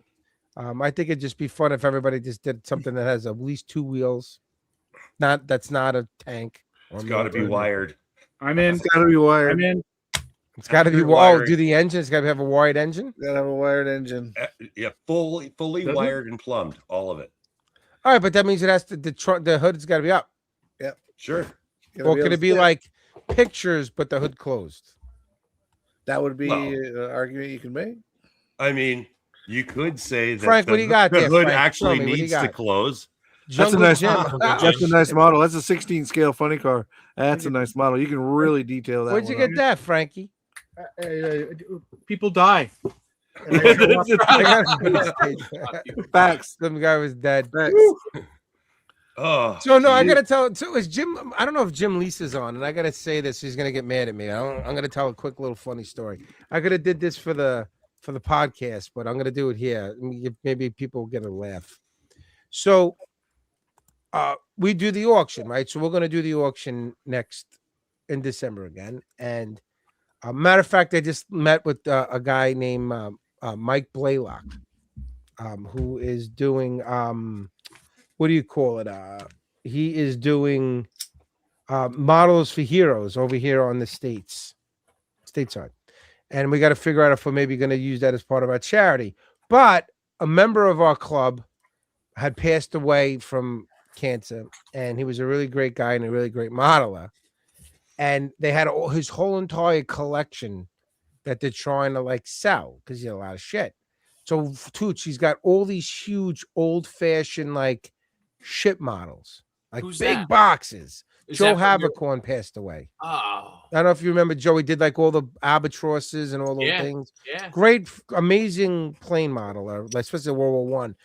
But this is where it's not fun. Joe was a great guy, but the funny story I'm going to tell is, they brought a lot of his stuff to the last show to sell at the show, and people aren't paying fucking $250 for a 1965 fucking ship model. Now, there's a lot of nostalgia there, and you got to find the right buyer for something like that. That's not just something that you're going to sell at a show, right? Exactly. So they got like fucking a stack of these models. And I felt bad. I said, listen, we do our auction in December, and we're going to do it again. And I said, you know what? We'll add it to the auction, but that stuff will be all the proceeds of whatever that is will go to Joe Havercorn's name for cancer research, or whether he wanted to donate that money to some cancer research thing. So fucking Jim, he's like, oh great, thanks, Rob. You're gonna do that, right? This is back in March. Jim Lisa calls me up like 2 weeks ago. He's like, when can I drop the models off? I'm like, what? He's like, well, you're gonna, I'm like, dude, the fucking auction's in December. I don't have room for fucking 15 huge ship models. And he's like, well, I can't keep them anymore. I go, okay, well, I fucking can't take them. And he's like, I'm like, the only place I could put him would be my garage, and my garage is fucking filled with shit right now for my grandmother. I need to get that shit out of there, get stuff in a dumpster. My grandmother's still alive, God bless, 105 years old. I was like, I can't fucking do it right now. He's like, well, I got to get a dumpster. He's like, oh, I'll help you clear out the garage. I go, listen, man, I'm not cleaning my garage on your time frame so I can put those fucking models in my garage. You got to figure something out, man. I said I would freaking auction them off of my show. I didn't say that I was going to fucking keep them and babysit them for 6 months. The show's in December. I could be dead. And then my wife's got to figure out what to do with these things too. So anyway, it's like, I don't know, man. And these are those huge ship models, Rob. You know, the big ones I'm talking about that have like the Frankie, they're the what's the one? Sailing ship? Yes. Yeah, masted ones. The sailing ships, but they're freaking what's it when they the sails are like pressed or whatever. Oh, they're vacuum formed sails. Vacuum formed sails, but the big ones. These must be from like the 70s and 80s. Yeah, that's what they are. I have a mini craft of a French man of war from the Rev War period in the garage that has that. Rigging and some stuff, of those models are actually pretty decent. The sails, they're not. They're not, but there is, it's TJ, the rigging. So it's like, yeah. So anyway, I was like, I'm gonna take them, but it's like, dude, you want to just drop these off to put them in my? I have no room. Got no fucking room here, man. I finally got out of all the stuff from the auction that I was. Remember, my basement was filled with models all around me. It's finally empty. You know, I gotta go through that again. Yes, we have to figure out a theme for the model car thing, and we'll figure that out. Rob, can you? Yes, I'll work on that. Yes, work on that, and we'll figure it out, and we'll talk about it on the next show on the podcast. You know, all right. I'm talking about having a bunch of models and shit. That's why I'm opening back up my auction site. I've got to thin out some of my damn. Well, why don't you put like 10 models again to the side for when we do our thing too? But you do yours, and then I'll have plenty. But I have a regular auction site that I used to run, and I just want to get rid of work, though. It is a lot of work, but at the same time, if I got rid of my doubles, I probably would lose 500-600 models if I got just rid of the doubles. What the fuck do you have all those models for? Seriously. Well, because when I buy them, when I was buying them. Listen, I buy them in lots. You're still kind of a newbie in the hobby, kind of, sort of, 5 years. I've been doing this hobby hardcore for 30 years. I have a lot of models. I don't have that. Like, you have how many models? Roughly 3,000 model kits. 3,000 models. What are you doing with your life? He built a fucking shed out, like bought a shed. Like, there's no way that you listen, man. Mike, I love you. You're a great guy. In all honesty, you're a good guy. You're not the model of health, so the chances you're living for the next 30 years is very slim. I did the math on it. I'd have to live to be like 180 if I built like one a month. Mike, listen to yes, your friend, TJ, man. You're right. Firing order is going to be part of the theme. You got it. Mike, 65 is you're a 65 year guy. You got about 10 years left. Maybe. So you're not getting. I am day 4 into no nicotine. So listen, the nicotine, you're not smoking. Listen, nicotine's nicotine. You got a lot of other things. Like, you got to stop eating the 15 pancakes and the 3. I've already done that. 3 dozen eggs at the fucking. They're like, what did Mike? When you guys were at your breakfast for fucking NLEs that I didn't make. I'm like, what the fuck they took a picture of the table. I'm like, what the fuck did Outlaw eat? And that guy, he had like 7 pancakes and 6 eggs and the whole thing of bacon and toast. I'm like, what the fucking guy? Like, that's an exaggeration of the truth. You're the type of guy that goes on like a Coke binge. That far exaggerated. Yeah, instead of 7 pancakes, there was 3. Instead of a whole side of bacon, there was 4 pieces of bacon and 2 pieces of sausage. Instead of a dozen eggs, there was 4 eggs. 4 eggs? That's a lot of eggs, dude. They were scrambled, so it doesn't count. Okay, so time out. Yeah, so the fact that they're scrambled changes the. So if they were all fried, but does that mean there's more egg because it's fried? No, but they don't go down the same. It's like, scrambled eggs go on toast, and a little bit. Thank God, if you ever used to go to fucking IHOP for breakfast and get an omelet, like, it was like they would bring the omelets out and be like, dude, how many eggs is this? There's got to be a dozen. It's like at least a dozen fucking eggs. Fucking, you wonder why people dropping dead walking out of IHOP. Fucking dozen eggs. That's for breakfast. A big omelet. I mean, a big omelet is usually like 4 eggs. Dude, the size of Justin Ryan's head. That's how big those fucking omelets were, man. That's big. That diner we went to in Jersey, though, that was a nice place. I can't think of the name of it now, but it was a really, really nice place. Yeah, look at Raymond said, listen to this. Ray, look, I like that. Build team, Wired. That's not bad. See, remember the creative force behind all this? Remember how this all started? This guy. Milk will add a little bit more when you need to scramble. That's true. Listen, man, everybody knows, man. People aren't fucking... Listen, Mike, take care of yourself, all right? No more Chinese food at 12 o'clock at night. No lo mein and fried rice. No. I've actually cut a lot of that out already. We're doing the... Justin Ryan started the fucking Modeling Insanity, Getting Shape group build or whatever. And I'm telling you, a lot of people are participating. Are you doing it right now, Mike? No. I ain't got time for that. But I'm working on changing my diet. Instead of having... pizza or your diet rice can do a zillion fucking things without even having exercise. Man. Just your diet alone will. Diet, intermittent fast a little bit, and just go 3 day walk. 3 day drink lots of water. Yeah, lots of 3 day water fast. Instead of having red beans and rice, pork, stuffed potato ball every day for dinner, now it's a half of a turkey sandwich with maybe some hard boiled eggs for lunch. There you go. So hold on. Good. So where's the other half going? No, I buy them in halves. They're pre-made from Publix. Publix will make a 6-inch. It's basically a 6-inch. So that's not a half. A 6-inch fucking sandwich is not a half a sandwich. Yeah, a half of a foot long sandwich is not a half a sandwich. That's what. That's a full. That's sandwich. like, oh, you know what? I'm gonna have a fucking 2 foot. All right, so it's not a foot long. You know what? That's what Matty Mo would do. When Matty Mo, and he's not watching, but he knows when Matty Mo was drinking and doing stupid shit, and I would say, did you drove here? How many beers did you drink? He's like, I only drank 2. And I go in his car and it was 2 40 ounces. He wasn't lying. He drank 2, but there were 2 40 ounces. So the fact that you're eating a half a sandwich that's 6 inches long is not a half a sandwich. That's more like a fucking sandwich and a half. That's not bad. That's all right. Then it's not a foot long. That's what I'm used to doing. You don't know what a foot long is, dude. I know what a foot long is. Foot long sandwich. Well, I'm not. All right, we're rambling on right now. We're really fucking joking right now. All right, guys, we're gonna sign off. So this was a good night, man. We had fun. Mike, thank you for being here. Absolutely, thank you for having me. Had a great time. I'm really gonna try to end this without saying something stupid to you again. We got to try to end this. Look at we got people. Tooch has got company building down there, so we got going on over here. Well, give me just half a second to invite everybody over to the show on Sunday. Love to see y'all there. And as far as where you can find me on the Book of Faces, the Scale Model Outlaw, and the same way on the YouTube, Scale Model Outlaw. Hope to see everybody on Sunday.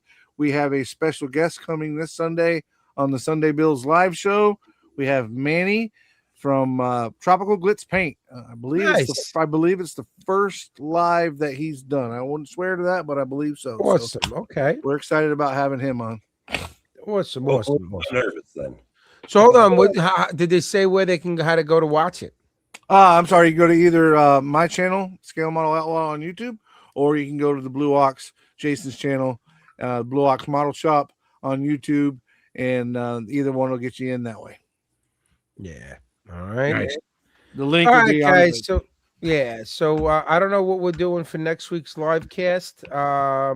We should have done an on the bench this week, but we didn't. So maybe that's next week. No, well, we should do them at the end of the month, but we didn't. We got Mike Outlaw on. We'll hear it by play.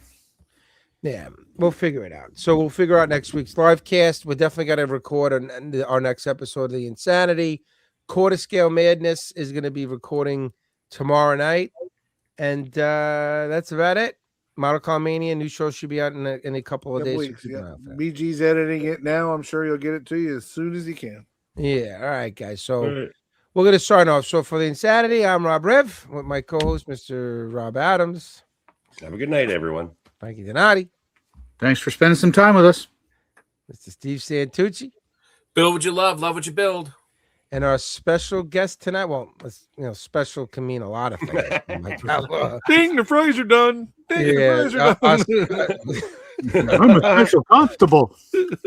Our very, very special needs friend, Mr. Mike Outlaw. We appreciate it. Y'all be kind to each other. Be safe. And as always, keep on modeling. Yeah, guys, thanks for watching. And we will catch you on the flip side.